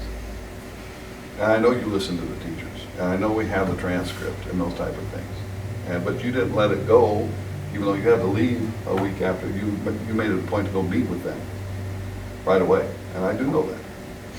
And so like I said, whether he heard it, verbatim and everything, he went to meet with them. So like I said, I think we have to understand that there's no one here that has any other objective than to make sure the students get a good education and to understand that the biggest resource we have in the classroom is the teacher, and you got to pour into those teachers.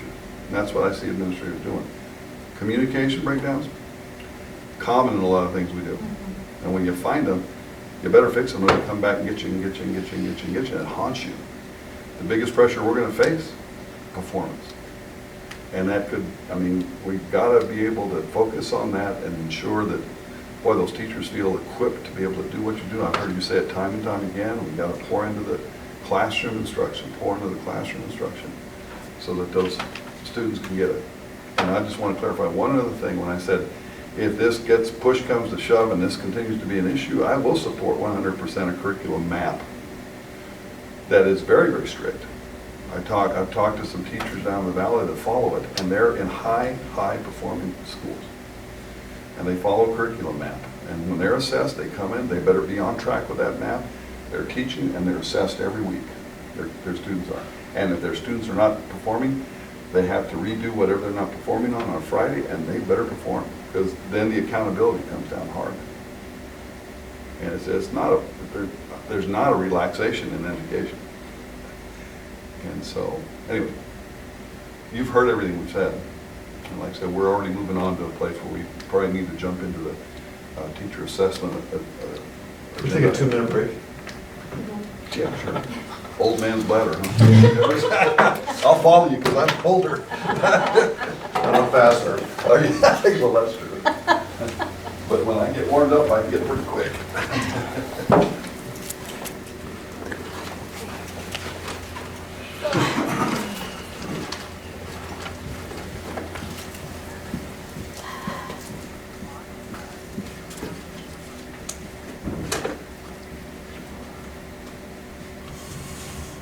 So how many, what grade Peter, do you got? have a copy of the lesson plan I that don't. the teacher gave you? I really don't. They didn't, they just showed it to me.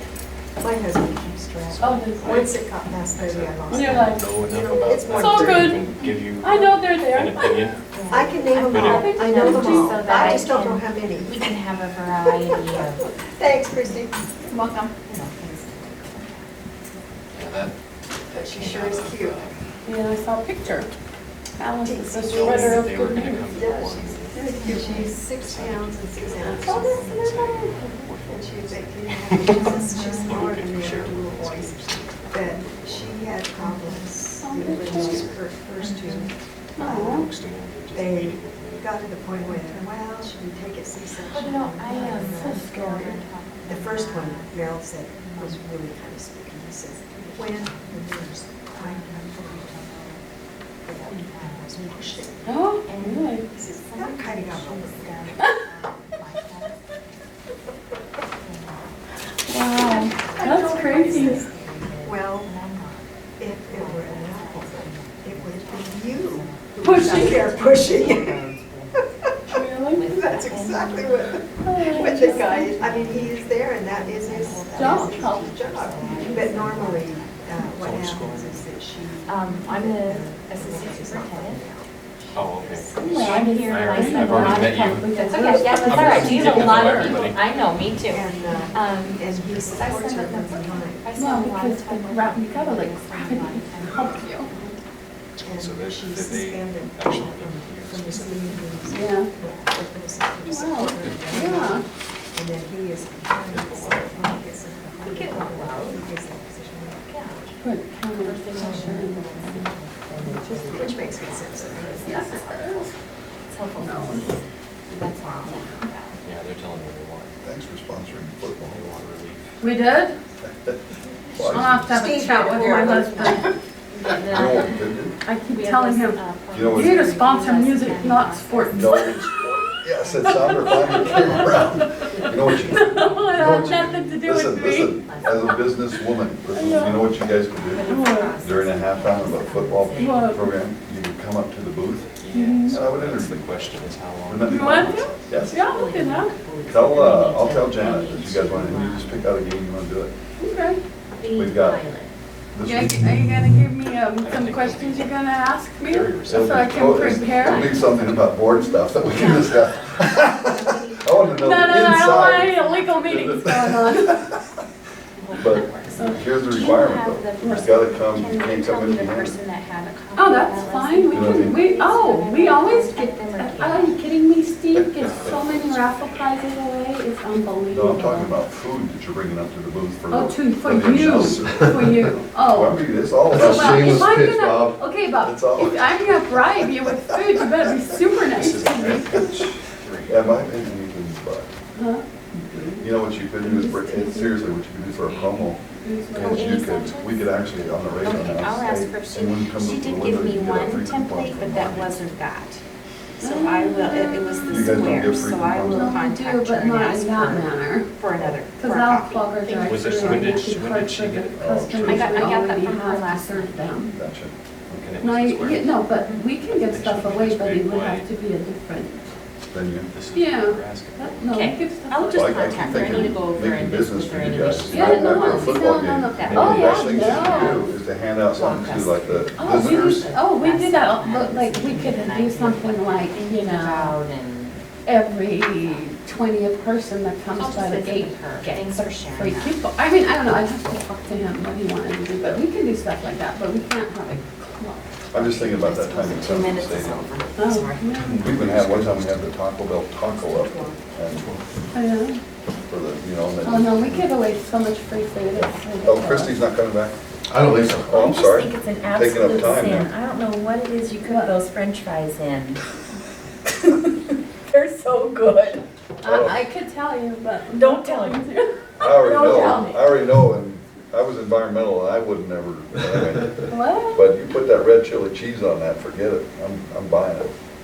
Oh, so good. No. You have the red chili cheese fries, or whatever they are, Oh, the potato fries? whatever they are with. Yeah, no, that's oh, the chili cheese The chili fries. cheese fries, my goodness.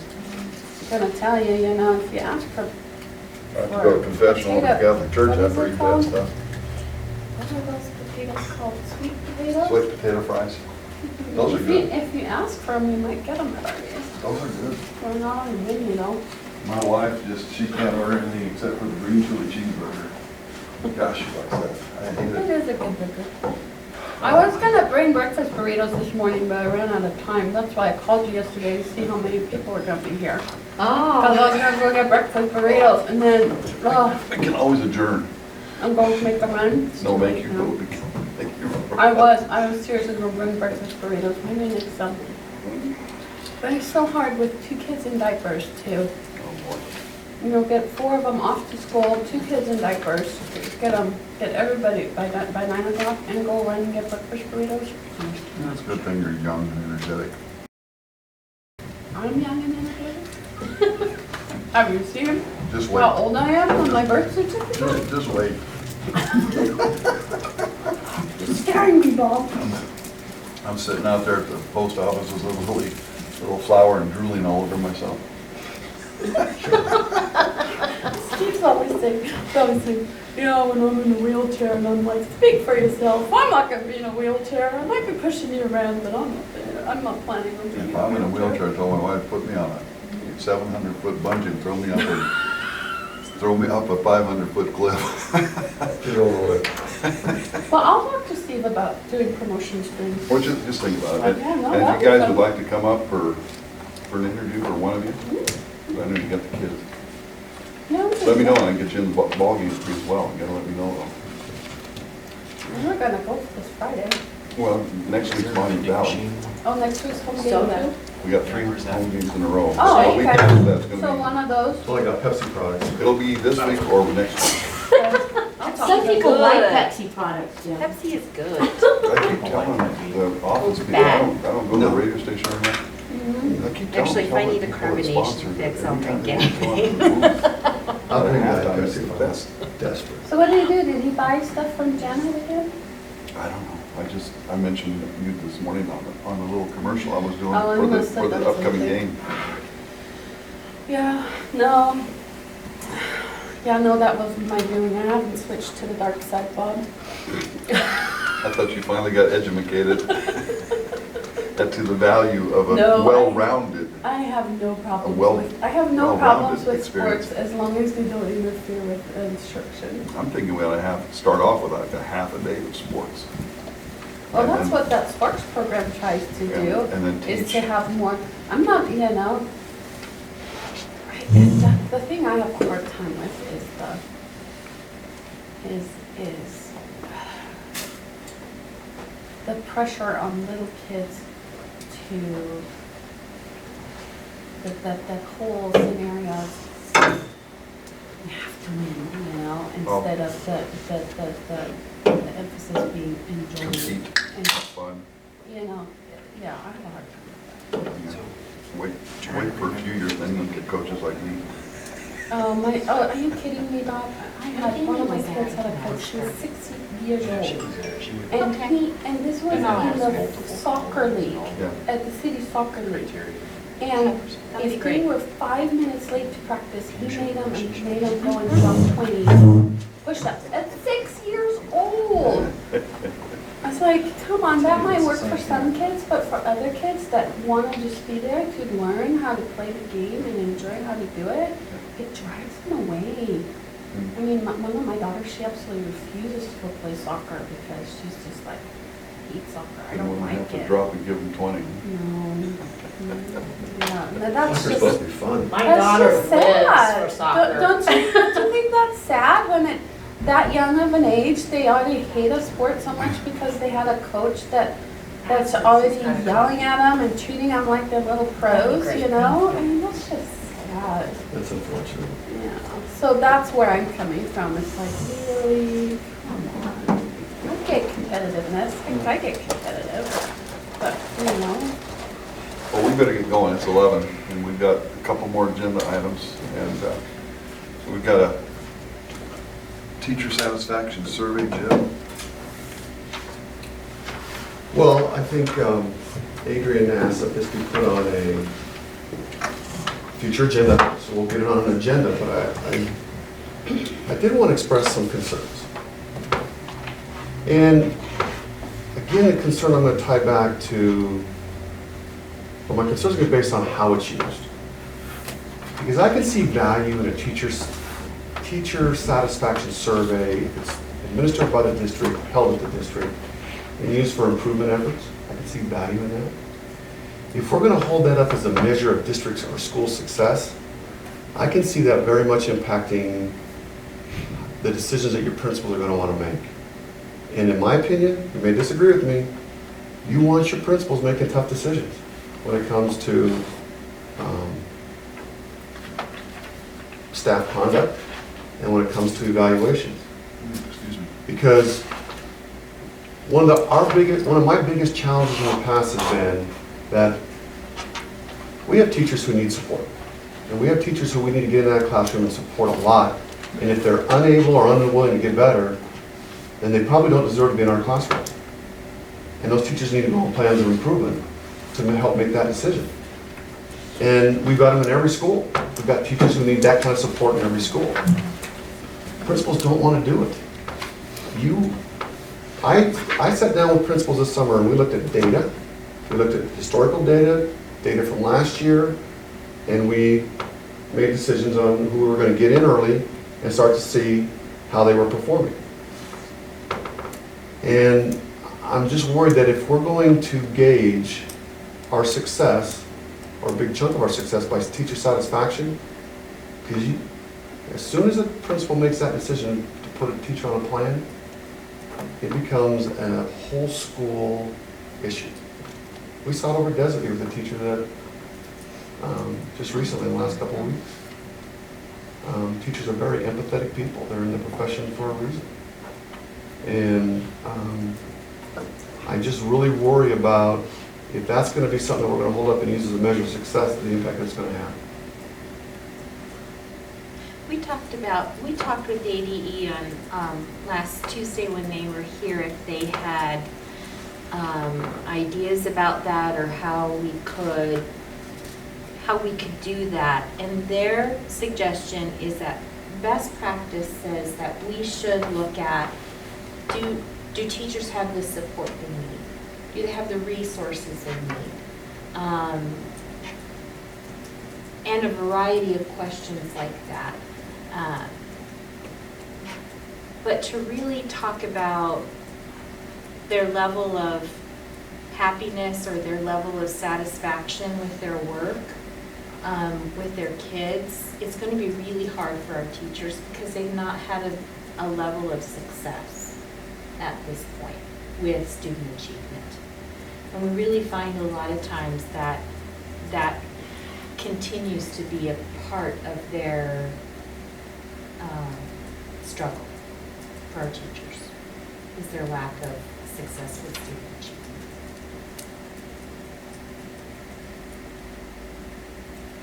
So are you, okay. Well, I mean, Adrian, you asked for us, so you obviously had something in Yeah. mind. Yeah, I'm listening. Can I add a few things? Yeah, absolutely. Well, because again, it's an incredibly difficult time to be an educator. It really is. I mean, I think we all feel it. You guys are part of the educational process. It's extremely difficult. You just look at what we've done to our teachers in the last couple of years. Increased accountability from feds and state and district. A lot, I'll say the vast majority of what we're doing is not mandated by us. It's being driven by federal state mandates, and we have to react. Lesson planning, we own, that's our one big non-negotiable, and it's been a struggle. We're not getting good results. In my experience, when I went to the middle school, I followed a good principal. Teacher satisfaction or teacher morale was very good because we were getting results. Our achievement was moving. People were working very hard, but they were seeing results for their hard work. Right now, we got people working very hard, and we're not getting results. Now we're not only saying that, but now we're sitting down with teachers because of the whole MTE process, and we're sitting down with teachers and saying, all right, here's your individuals, here's your school label. By the way, if you're a Desert View Lakeview, it's a D. Don't feel good about it. If you're a third grade teacher, here's your individual student achievement results in Ames and Galileo. They got to know. That's how they're being evaluated and judged. And by the way, your label is developing or ineffective, because that's mandated by state statute. We've also taken away a lot of their collaborative time, which teachers. Wait, stop right there real quick, because I think I understand what you said. When you say now we're looking at Galileo, Ames, and then you said, and now we're looking at your individual student performance, and we're mandated to say you're developing or not performing. Yeah, your performance Because classification. of a D school, or because of their specific performance? Well, remember now, when in MTE, half of what you. Yeah, 1/3 is the student performance. Right. Yeah. And the other 17 is And then, okay, so you're generalizing, if their kids aren't making progress, then, yeah, okay, gotcha. Now, the hard part is whether you're an A or B teacher, right? If you're an A teacher, Right. we have tests that measure your students' growth. If you're a B teacher, like a high school PE teacher, there's no Ames PE, so you get a school-wide Great. grade on your achievement between reading and math. That's stressful. We've never had that. Yeah, that's gonna play big this year. It's gonna, today, this is the first year last year was a practice year. Yeah. We're trying to get the Common Core rollout in. That's taken our teacher collaboration time down to less than what it used to be. We understand that that's something that we're really planning for next year in our professional learning community development that Kelly was talking about earlier, that we need to get back in place. We're even talking about how we can get that back in place before the end of the year, just because it's so important to teachers. I heard it. Everyone's looking at the Common Core and the park assessment. We don't know if it's a park assessment, but whatever's coming down the road. That's scary. What did they say, that a performing school, they're projecting that 12% of their kids will be able to pass the park assessment? Yeah. And then, of course, we're asking, we know that we have to change how instruction looks in our classroom. Teachers, that's something that has to take place, and that's stressful. That causes a lot of anxiety. So we have to help support that whole transition, which is what the Common Core rollout is supposed to help with. So it is a very stressful time to be an educator.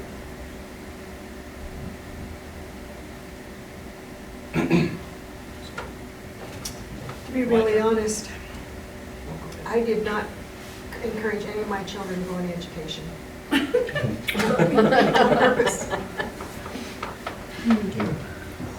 I got a degree almost.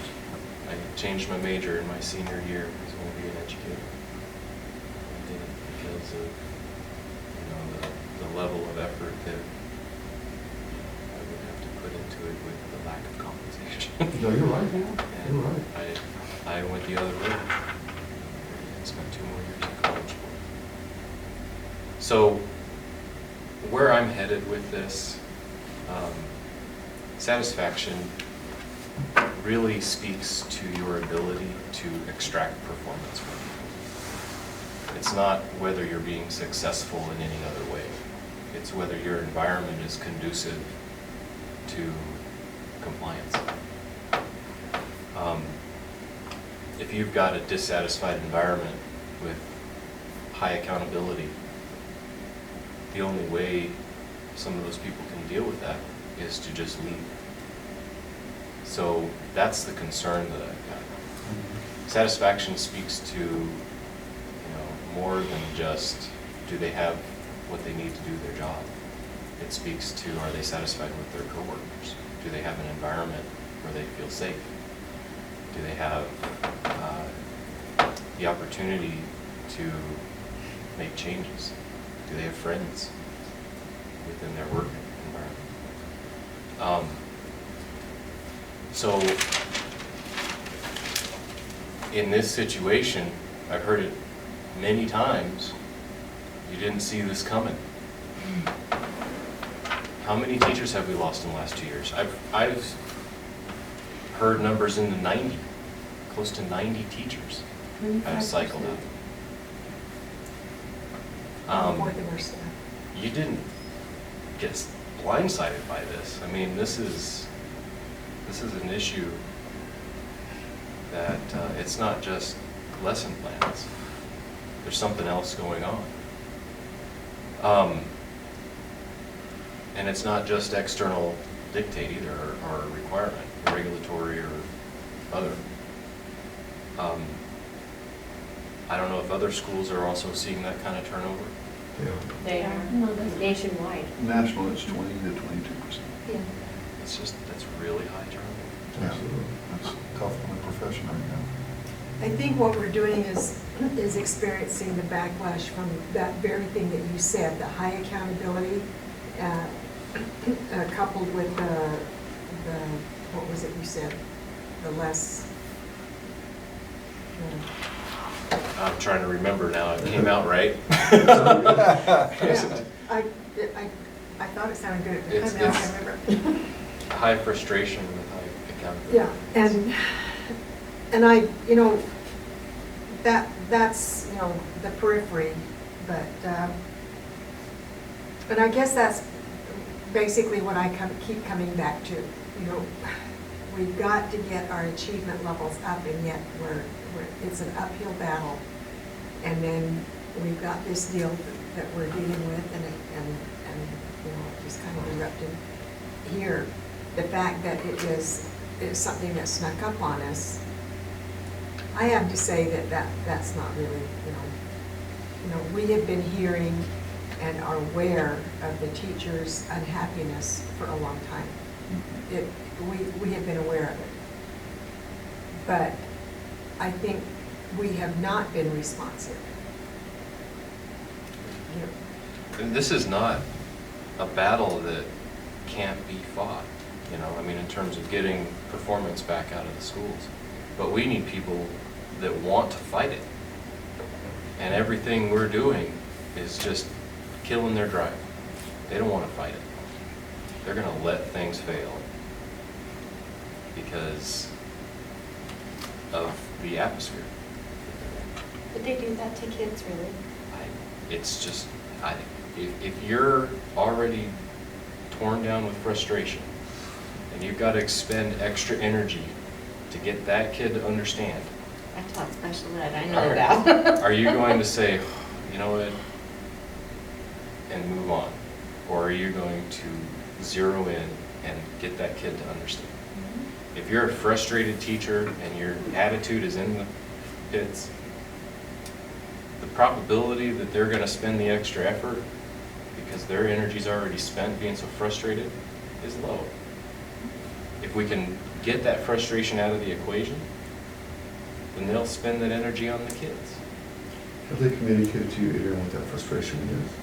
I think that's where the survey would come in and help us. No, I don't think they can articulate it very well. I think it's everything.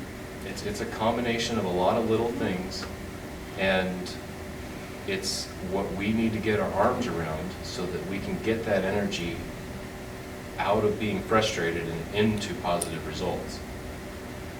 One of the things that I see going on, and it's sort of outside of this satisfaction survey discussion, but it could be something that would come out of the satisfaction. You're concerned how it's going to be used. For example, there's a lot of talk about what's not working. What are we doing wrong? What's broke? We focus on those things. Constantly, always negative. So the teachers get hit with accountability, more tasks, and everything they're doing wrong all the time. What about the teachers who are doing it right? They should be where we're spending 80% of our time. Saying, not you're doing this wrong, you're doing that wrong, you're doing that wrong. It's he's doing that right. it's a much simpler message. We zero in on that stuff and we build leaders. And the desire to be a leader. But right now, we have a very negative environment. We focus on everything that's wrong. And even in this mess, there's a lot going on that's right. I haven't heard any of it. So that's the kind of thing, that kind of an adjustment is what this kind of a survey would help us to discover, to make a change that would positively benefit the environment that these teachers are working in and help them move forward. I think what you said, a survey could be put together that would be constructive and could get at some of that. I still think there's, I've talked to teachers that feel like they're overwhelmed and they're working, they love their students, and they love what they're doing. I've had that as well. And I think we got to be careful with generalizations. But yeah, when you have a large group that's unhappy, you do whatever you can to do that, knowing, you know, I know in all the time I worked there, probably one of the most effective things was like a 360 type review of what I was doing. Because it got me out of just that one person accountability that may or may not know what I was up to. And it's that and what the tripod does, it actually brings that out, it brings some of that element in. And like I said, I think that's going to be scary to teachers. It's going to add another element, and I think that's some of the things we're fighting. But when you were speaking, Adrian, I thought, gosh, when we went through some of the hardest times in our work environment, I enjoyed what we were doing. I didn't necessarily like the circumstances, but I enjoyed the people I was working with. Because what we did was we realized what our role was, we realized what we had to do to contribute to it, and then we worked hard at making sure we were doing it right. And I apply that here in this term, and that is that if people understand we're all up against this, we all have this performance issue, and I appreciate what Sandra has brought in over the last couple of years is let's celebrate where we can celebrate, and we've got to do that. And you've said that as well. Jim and I have had that discussion. When you see someone that's doing it right, that's where collaboration comes. Now focus on that and get them in their grade levels and saying, this is how they're being successful, and now let's transfer that knowledge. And that's valuable for everybody to understand. So we have to have those processes in place, there's no doubt about it. Saying all that, you can communicate. You know, I think what Jim is taking right now to go to the schools and make himself available, whether they'll take advantage of it or not, but to go with the state of the nation, say this is where we're at, this is what's happening, this is our latest information, so you guys know exactly where we're at as a district, and now you as a building, we appreciate all this that's going on, this is what's really, here's all your work that's happening, but still keep that thing in front of, say, listen, everybody realizes we have to perform, we know what the pressure is on you, and that, you know, that's communication, but we're in it with you as well. What can we do as a staff to remove the stumbling blocks? And some of those things you can say, yeah, we can do that, that we can't. But let's work and see how we can minimize it. When someone sees that you're right in the boat with them rowing, that's a big difference. That's a great analogy. And I think the challenge for administrators, because they got so much that they're actually having to do, and I don't know how you keep up with your meeting loads, you guys. You have to at some point take the tie off and sit down and say, okay, what are your concerns? And do that on a pretty regular basis. What are your concerns? I'm here. How can I help you? And to hear it, you know, I liken the principle to being a parent. If I wanted something to get done with my kids, I'd go talk to Senor Worthen, because that's who they hung with, or I went to talk with Buck. I said, this is what I need my kids to do. Will you let them know? I was being a good manager, because they all of a sudden wouldn't listen to me anymore, right, at some point in time. But they'd listen to someone else coming in. And that's how you guys can be. Can I just share with sure. you that when I first came in July, in August, after being here for 2 months, I asked Jim if we could start doing if I could start doing some focus groups, because that's going to help me gather information. And so we're planning on doing those.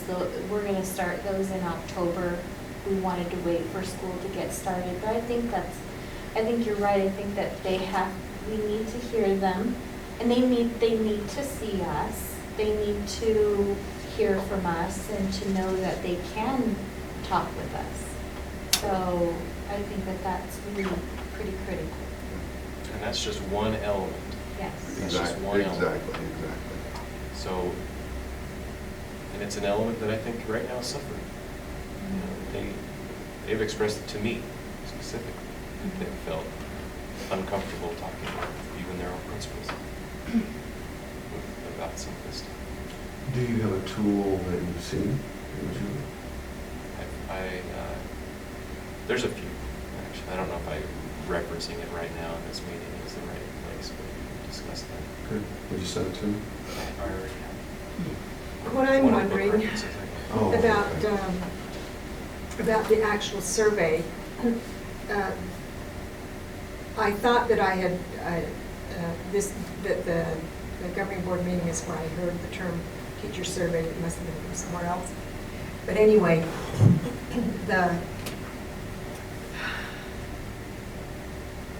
I hear what you're saying, Kelly, about the fact that, or Jim, maybe it was you that said that at this point in time, that a teacher survey, we're not likely to get good results.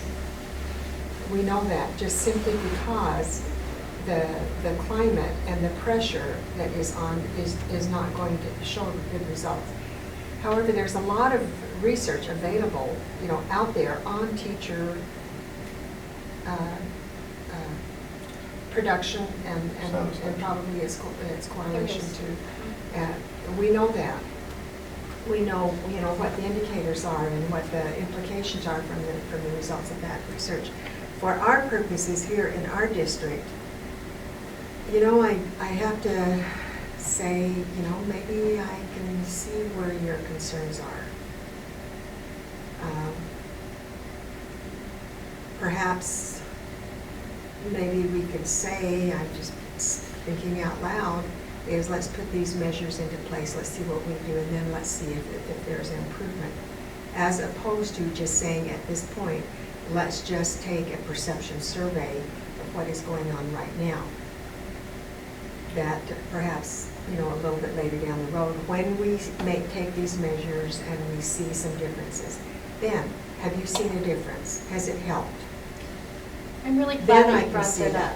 up, because in the transforming culture work that we're doing with the administrators that they can take back and also then do with their staff, part of that is implementing some measures, establishing the communication, and then administering a survey so that then you have some baseline data to move forward, because this is a 2 to 3 year process.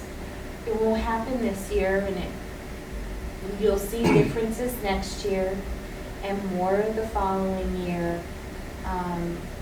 But it's really there's a process to establishing the development of a culture.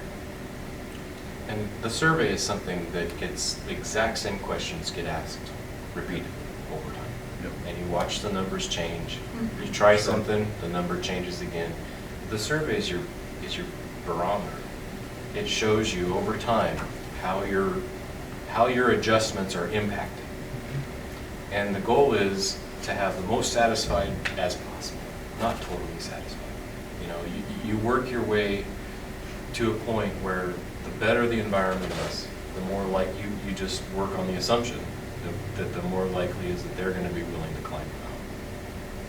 You know what I mean? Mm-hmm. So this survey is not a moving target. It's just, you set the survey in place and it becomes your foundation, and it just continually gives you feedback on how the changes you're making are impacting the work environment. The other thing I wonder about with the survey is that most surveys, in order to be really valid instruments, that you've got to establish the questions or the items in the survey to really measure what it is that you want. And in order to set up a survey, we could use a survey out there that has been utilized, and we have some documentation that shows us maybe its reliability and its validity. But I really have, some reservations about just putting some questions on a piece of paper and then shooting it out. It really needs to be one for educators, directed for educators. And that we need to look at something that is going to give us the kind of information that we want. Because in survey development, in survey item development, I mean, that's a process. You test you have to test the instrument, and I'm thinking, well, let's see what is out there. Let's see what has been tested. Let's see what has already been established as a reliable instrument. And will that particular instrument help us? But I'm not sure that doing a survey right now would be beneficial for us. I think it may be counterproductive. I think it would be beneficial just to know where we are. And then, I mean, I've probably talked to 10 teachers out of a population of over 200. So my perception is those 10 teachers message. You see what I mean? I'm at risk of promoting a decision to accommodate 10 people who made their voices heard. And something like this would give everybody else a voice in the same pond, and to help us understand, is this 10 upset people, or is this a larger problem? And there are definitely well-vetted, canned surveys that do this, where we don't come up with our own questions. These are the questions that you ask.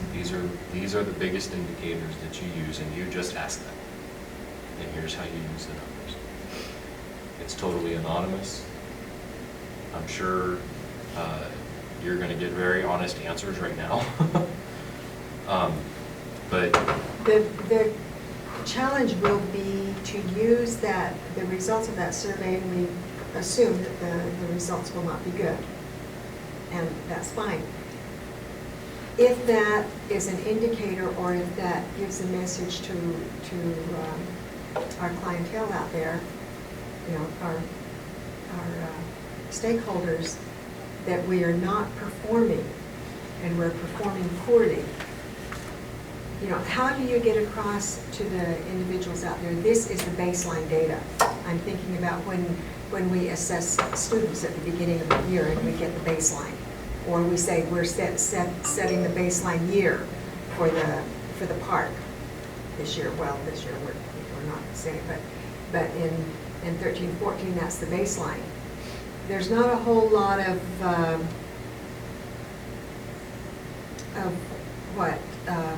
jeopardy that we're going to be in just setting that baseline, but there might be. Am I making myself clear? I'm having a problem, I think you're perceiving it as a risk, but there's also a hidden opportunity in there. It To would really be make it. to make sure that we communicate, well, this is baseline. And I'm having a difficult time saying or seeing that it would be interpreted in the benign nature that we would like to have it interpreted.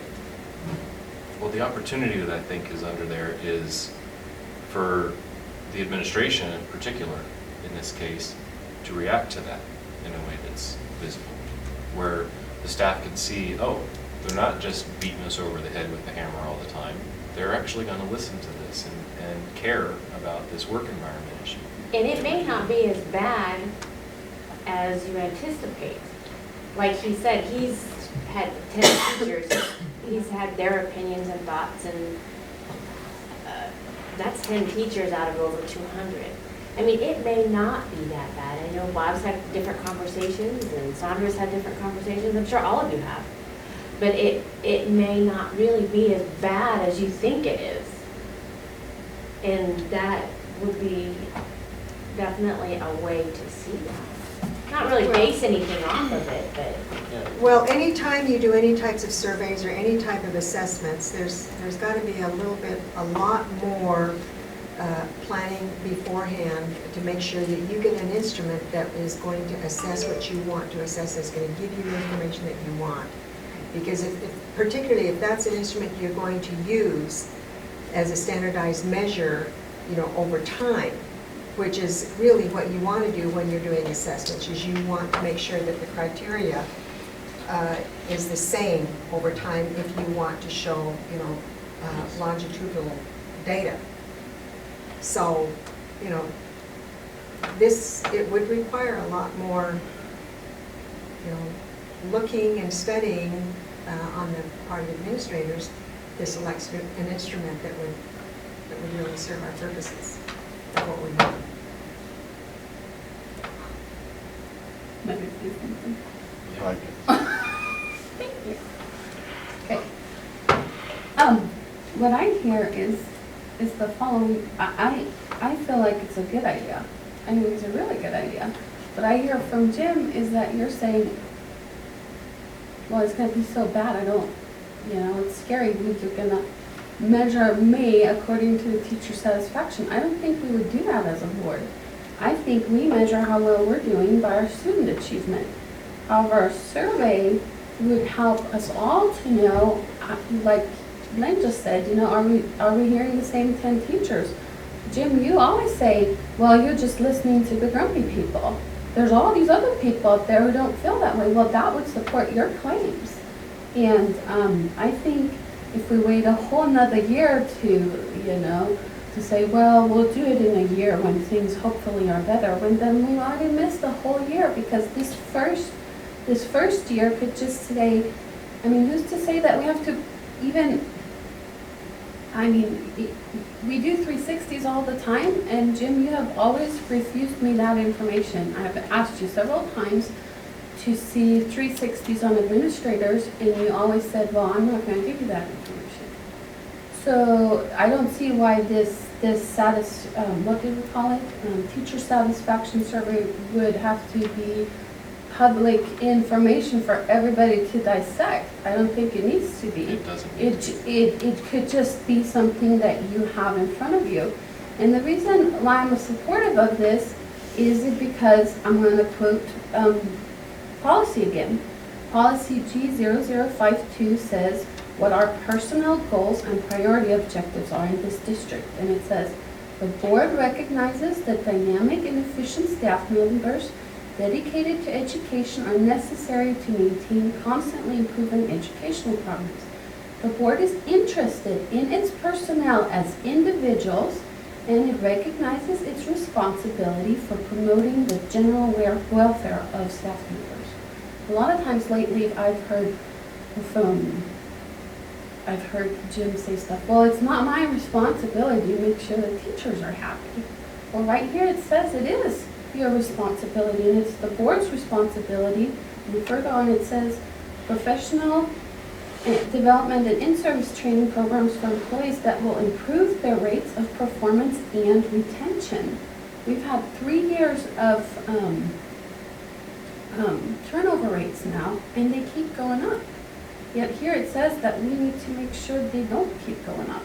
And then also here it says the board establishes as personnel service goals the following: human relationships necessary to obtain maximum staff performance and satisfaction. And I keep hearing, well, it doesn't matter if they're satisfied in their jobs. That's just what we're facing. Doesn't matter. I don't think anybody's saying, Sandra. I don't think anybody's saying that teacher satisfaction is not important. Well, that's what I hear. I've heard that's what I hear a lot. And maybe we're going to have communication issues.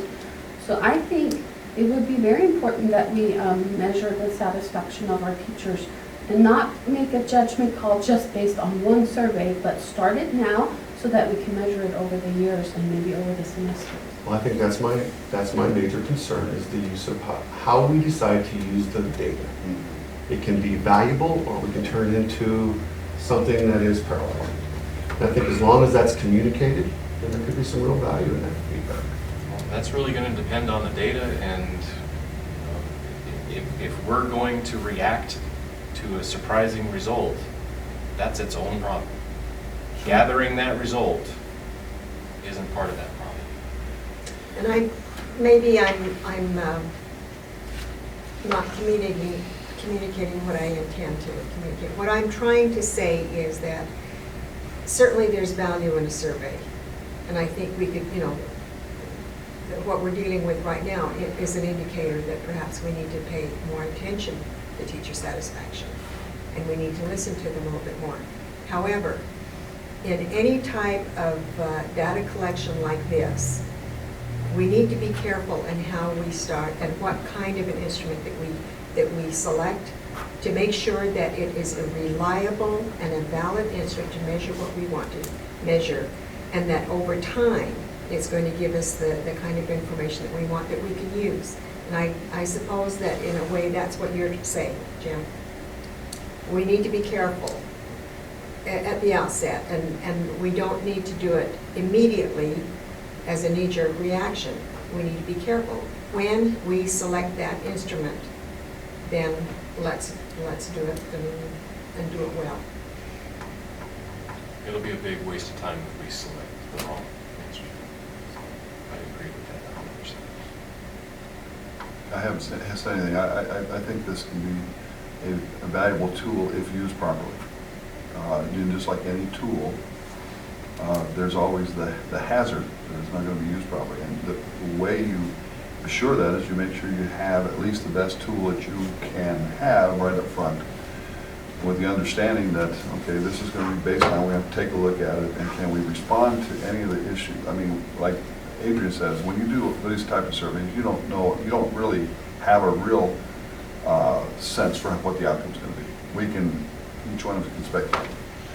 But it's really critical with these type of things that, two things I've heard. One, I think it's important that I don't take a side. I hear too much us and them. I think it's just as critical that we have the input from administrators in terms of, I'd see, and what you said in the policy, I agree with 100%. It's employee satisfaction. It's not just teachers. Administrators take the same. Administrators, in my mind, are taking, and we get the opportunity to sit here and you hear our frustration. The teachers don't hear that frustration. Right. And so, and I know at times, and this may be some of that perception, there's times where you're going to feel picked on. Well, you are.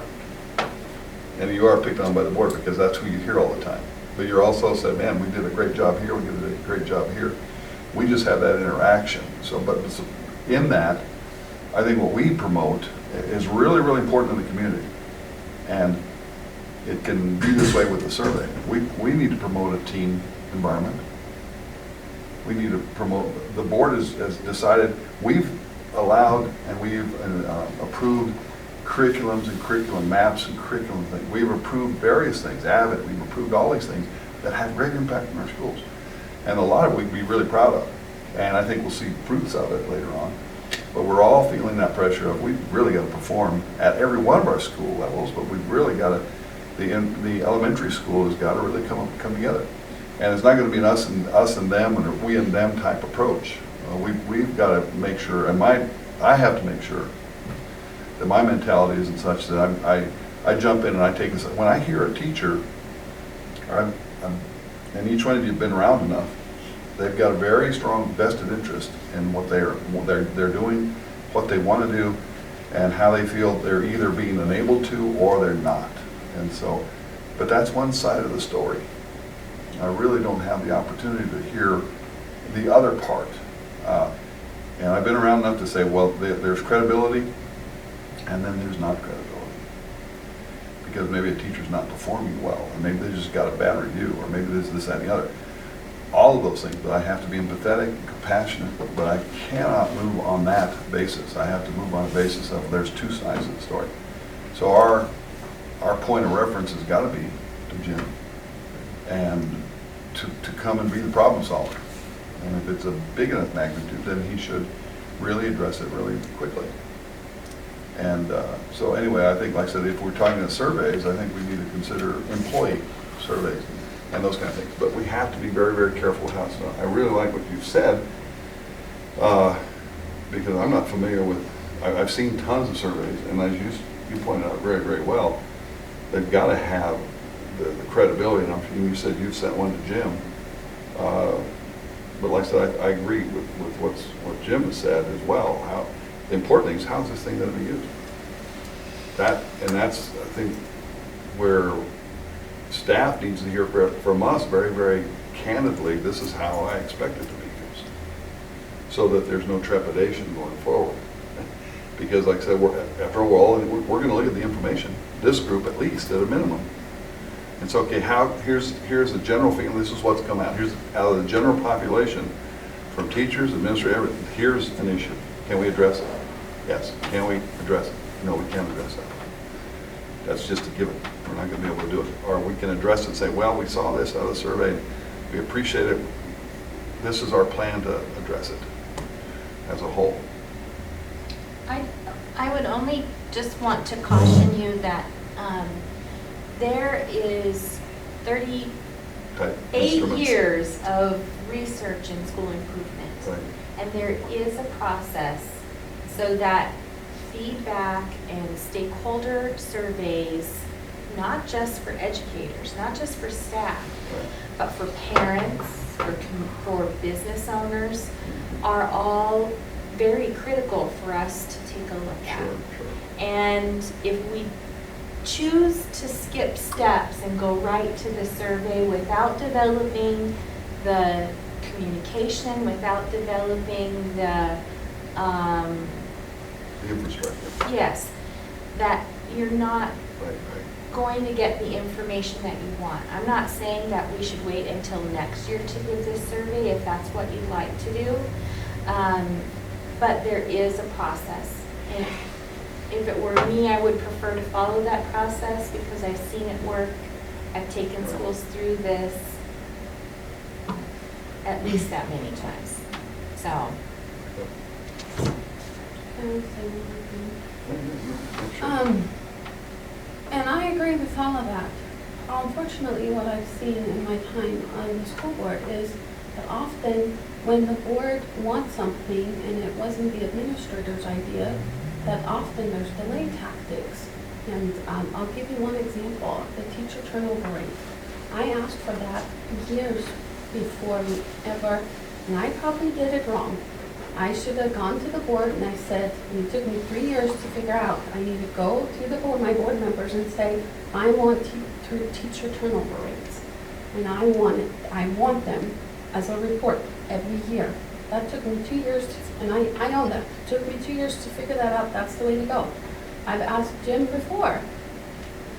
And the response often was, well, Sandra, that's just your gut feeling, or that's just, well, your perception. And then after I finally figured out that's what I need to do, the first year, and I can give you the response was, well, we had a spike in teacher turnover rate, and it got explained away. And then the next year, it was even worse, and it got explained away again. And I'm just concerned that that's going to happen again. And I would like to get it done sooner than later. I agree, it needs to be done right. It needs to be well thought through, but unfortunately I've seen in this district a lot of times that when it's not the administrative team's idea, that it gets delayed and delayed. And that's the only thing I would like to. I really like what Kelly had to say about it, because it's just, like I said, it's just not, we've got this focus, but each one of us understands that in the community, it's not well thought of in terms of the direction the school's going. I mean, I've got very, very close friends. Geez, what the heck's happening? Because it impacts people, the turnover rate, all that negative stuff that happens. And it is tough to say, well, geez, that's just the way it is in education. No, that's, like I said, we can't brush that off. Exactly. We have to, just like Irene keeps pulling us back, listen, okay, that's that, but here's our situation, well, let's address our situation. And so, but I really like what Kelly had to say, it sounded like her experience has all the pieces. And so, like I said, if we just rumble off and say, okay, we're gonna do it here, and that's not what you said. But I think that would be valuable to look at a best practices type application of what good employee satisfaction means and how to use it in an effective way for an improvement plan for a school. And we need a lot of that to improve where we're at right now. I mean, we can use all the help we can get, there's no doubt about it, because there's a perception in the community that's negative. There's, you got teachers that even if it's just 1%, 10%, 20% of our staff that's negative, then we should take on that as a responsibility to address it the best we can. I agree with that. Just like I made the comment around lesson planning, that coming in to an effort like this, right out of the gate, you need to define your scope. And where I would counter your caution is that we don't turn this into a beast. Right. We're just adding a gauge on the dashboard that says, here's a number. It's the best we got right now. We're not going to overdo it. I don't want to overdo it. I want to add a whole bunch of stuff to it. We need to do a basic research and get a good instrument to stick in that dashboard, but we don't want to generate an effort that goes beyond what our intent is. We haven't been talking about the community's perception. The administrators aren't threatening to walk out. I mean, That you are aware that of. I'm you're aware of. I've heard something different. So, I mean, we've got an opportunity to really just stick an instrument in place, learn how it reacts, figure out, through that instrument, whether our efforts are benefiting or not. And this measurement of satisfaction, it only indirectly correlates to student performance. But I think it's going to be, or prove to be, a very valuable precursor to student performance. We can focus on adjusting that, the rest will start to happen. So that's my opinion. But, I would just hate to see this get blown out of proportion into a giant project that it doesn't need to be. It's just a set of numbers that we pull periodically, and then they can be your numbers. I don't even think the board necessarily needs to know, but it's an opportunity for you to really zero in. If you buy into that concept of satisfied teachers produce higher performing students, that's very narrow scope right there. That's just teachers. If you want to expand that scope to cover administrators, great. We haven't defined the scope, but define it and stick with it so that we don't build something that we can't maintain. Can we all say that, I think we've all talked about the value of it, but also the caution about how it's used in various things. Can we ask Jim to proceed with bringing something to the board within a reasonable time so we can take a look at it, or? I think we need to put it on the agenda. Okay, yeah, and that's direct what Jim I'm, to do it. that's what I'm, That's that's what I Not mean. just have a consensus. Sure, no, I understand. That's what I mean, it's got to be under the board meetings, that scenario. I would like to add a little bit more. It seems to me that Kelly has the experience or the means to get the information, but I would like to understand a little bit more about the scope of a survey that we could do, and what we would need to do to make sure that it is reputable and that it is going to, have value for us and not be another exercise in futility or another layer of activity that we're adding onto an already overburdened plate. Let me just say one more thing. We have a lot of, from my perspective of being new, we have a lot of things that we've done like this. Coaching, the lesson planning, the curriculum mapping, we've done a lot of piecemealing things to move things forward, and none of them are wrong. But when you don't have a systems view and take a systems view of what's happening and utilize everything that you have to develop that, just having this teacher satisfaction or staff employee satisfaction survey is just another one more thing. If we could use this in the development of an improvement plan, a holistic improvement plan, I think it can mean a lot more. I think that's what I'm trying to say. Kelly just repeated what you said. I'm sorry. No, I'm kidding. Well put. Well, for the time being then, on the next agenda in 2 weeks, is there anything, or do we want to maybe give ourselves a month to get some feedback on this survey question? I think the first thing is that we to make it official, to put it on the board And we agenda. do already have that set It's already as set. Okay. an agenda item And for I- the October 8th board meeting. It's Can we change this? discussion possible action. Correct. Can we change it to staff, employee? Yeah, and Saturday. teacher. Employees. Yeah, staff. I think I wrote it that way when I Yes, put it in. he did And right. again, if you want to take a particular piece of it and say, well, what we're going to focus on here is teachers, or we're going to focus on administrators, or we're going to do as a whole, we don't have to make that decision yet. We can make that at a later time.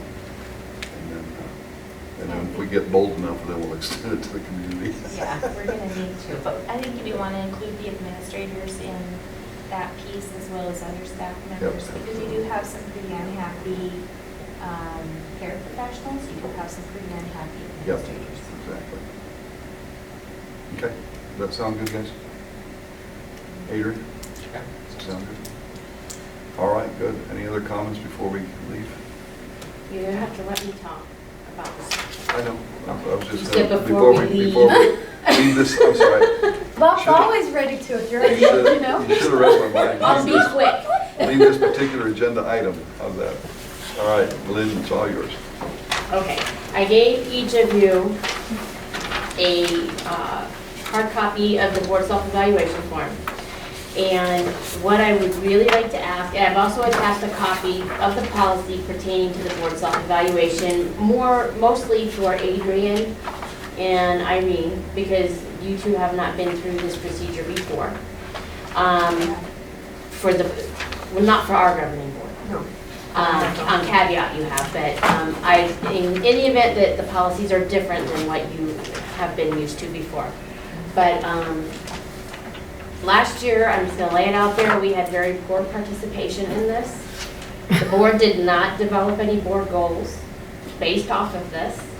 So my hope is to this year get this back by October 11th, so that by the October 15th, I can just provide each board member with a summary of the responses from each board member. And then at the November board meeting, perhaps you can take from that and work on developing some goals. That's ideally how I would like to see that work. Huh? When is the board? It has to be done by the end, the self-evaluation has to be October completed by 30th. October 30th. If this comes back to me on the 11th, then we discuss it, it's completed by the October 15th study session. And then usually what we've done traditionally is set goals in January, or the New Well, Year's, or in December. Debbie's calendar had said November. Oh, well, I'm just saying, like you said, Okay. the board often has not filled this out, and then it got delayed, and by the time of January, we finally got around to setting goals. Okay. But we should probably be doing that much sooner. And the reason I kind of put the timeline in there, hoping that it would help, because we are doing we did change kind of the one board meeting in the evening and then the study session, which kind of limits to the time when you can take your actions, Right. set your goals, that type of thing. And we also have the superintendent evaluation coming up, which needs to be completed by December 18th, I believe. Right. So I'm just trying to implement these into you guys slowly and give you time to do one and then start on the other, so that we can complete them by the time that we're supposed to. Now, when was this due? This has to be, if you could get your summary back to me by Friday, October 11th, that would give me a little time to get it summarized for all of you and provide it back to you at the October 15th study session. I have one more question. Who set the date of October 30th? I believe that is in board policy Yeah, BAA. but who made that policy? Is it ASBA or did we decide to do it by that date? Well, it looks to me like this is an ASBA recommendation. Or we just accepted their recommendation. Okay. I'm just curious, where did that come from? I don't really know the history of that, just from looking at the policy, that would be my guess, is that we just never changed it to anything else other than what they recommended. Okay. And along with this, we should have personal goals as well. Well, in November, maybe, typically, the way Debbie explained to me that it should be done is, you guys are all gonna complete this. In the back, you're gonna have some areas for improvement, the board's improvement and strengths. Right. That the goals are typically developed from the areas of improvement.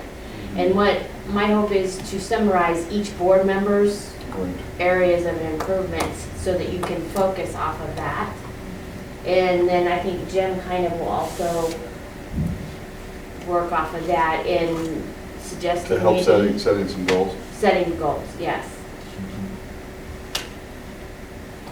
Do you have a copy by chance that we can fill out electronically? Yes, I'm going to email it to each one of you. So that you can Did do you that. say that already? I didn't do it, but I will. Okay. I haven't sent it yet. But as soon as we're done, I will. And it is in Word format, so it should be easy to maneuver around it. And that's all So, I have. okay, so what are we gonna do if, like last year, most board members don't fill it out? Or are late? You're not gonna think negative this year? No, I'm We're not, gonna- but I'm we're just gonna- last I'm year. really going last to year- try and ride each and every one of you. No, until last so year, that I have no, it I on just October remember 11th. last year having Focused. this same discussion last year and we had no, I guess there's no punishment, huh? Well, no, there wasn't. I think we should start calling you out at the board meeting.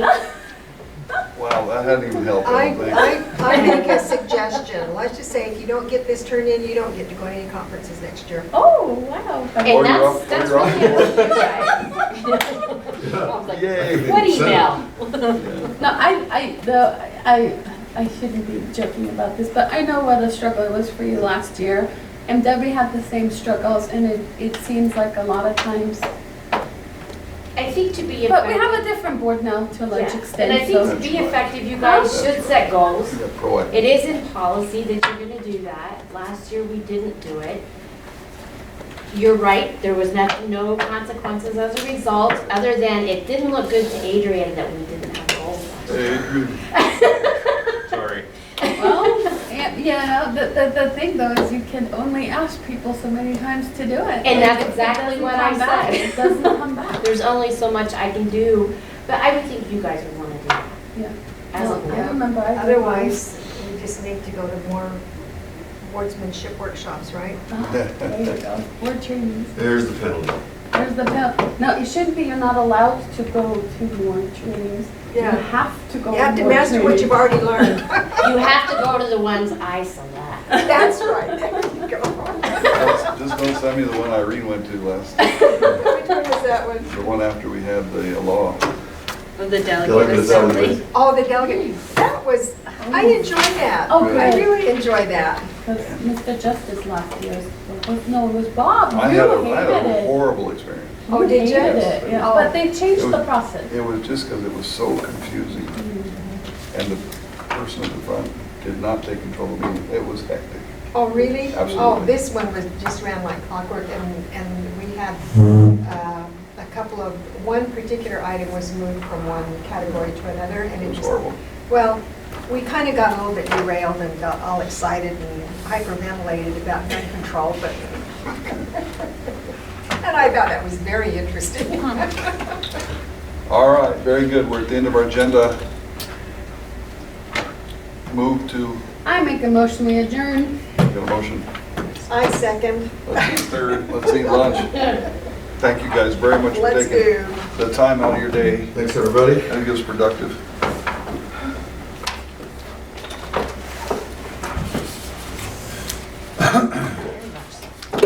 Keep Big Iron going out there, will you, Big Eye? I gotta have that social security check coming, I mean that, oh boy, Very trying, it's huh? younger generation, gotta keep Hey, putting Betty, up you in think you shape. could order me new business cards? Yeah.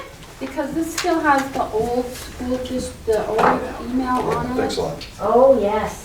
And I probably then- need to do that for each one of you, except for Adrian's. Oh, and I have your business. Yeah, mine Oh, has okay. the old email on it too. Yeah, I do need to do that. So I they forgot can about that. You got a Okay. business card, John? I got his in. And that's totally clear from this evidence. That's all I'm gonna say. I will hunt you down.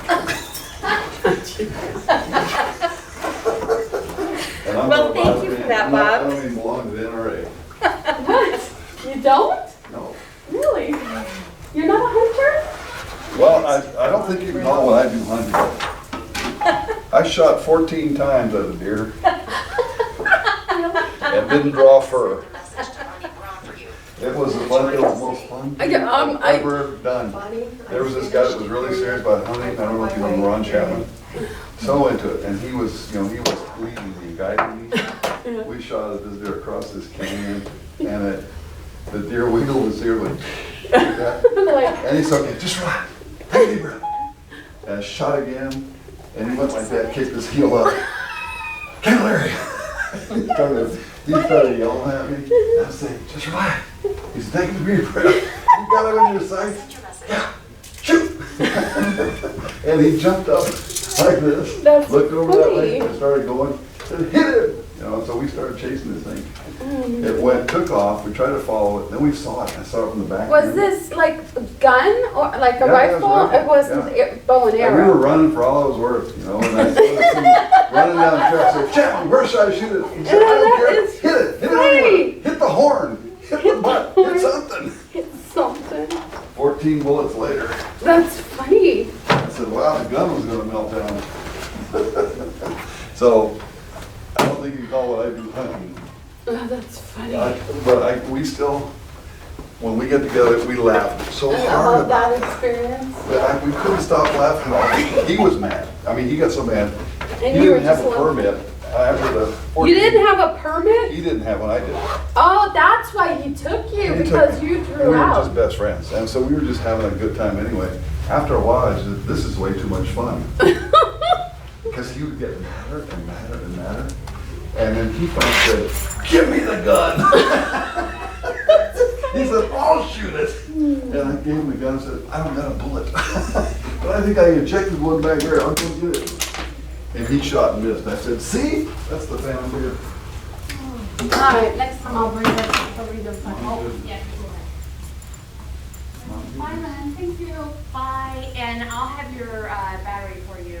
Oh, yeah, because it's no big deal, I can plug it in the wall, it's just sometimes it's like Excellent. gets unplugged and it just goes critical within minutes and I'm like, ah! So then, is it okay if I give it to you on the 8th? Oh, Okay, you know, all right. it's one of those things when you get to it, They have them in stock. They I'm just, sure they do. they just said, I mean, our guys here do. Yeah. So, it's no big deal, it's just one of those things on my checklist, I want you to get that done eventually. okay. Thanks. You're welcome. Bye.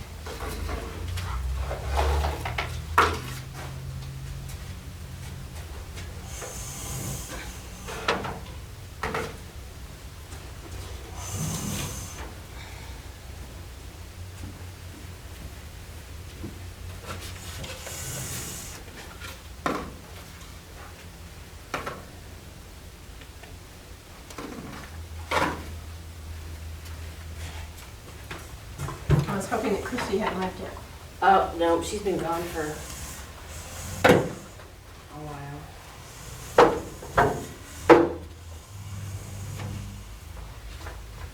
Thank you, Stacy. You're welcome.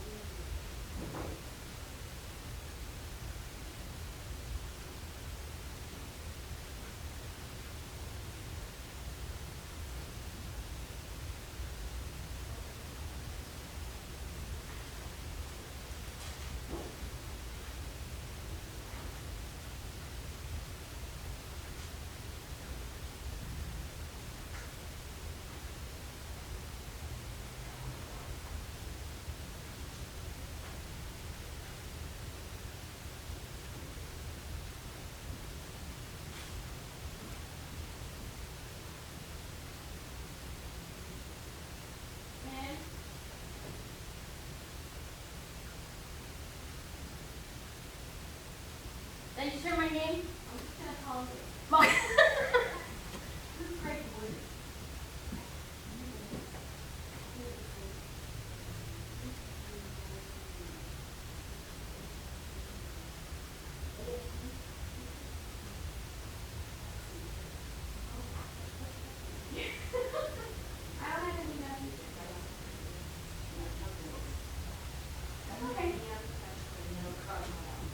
I thought it was because you saw me walk by.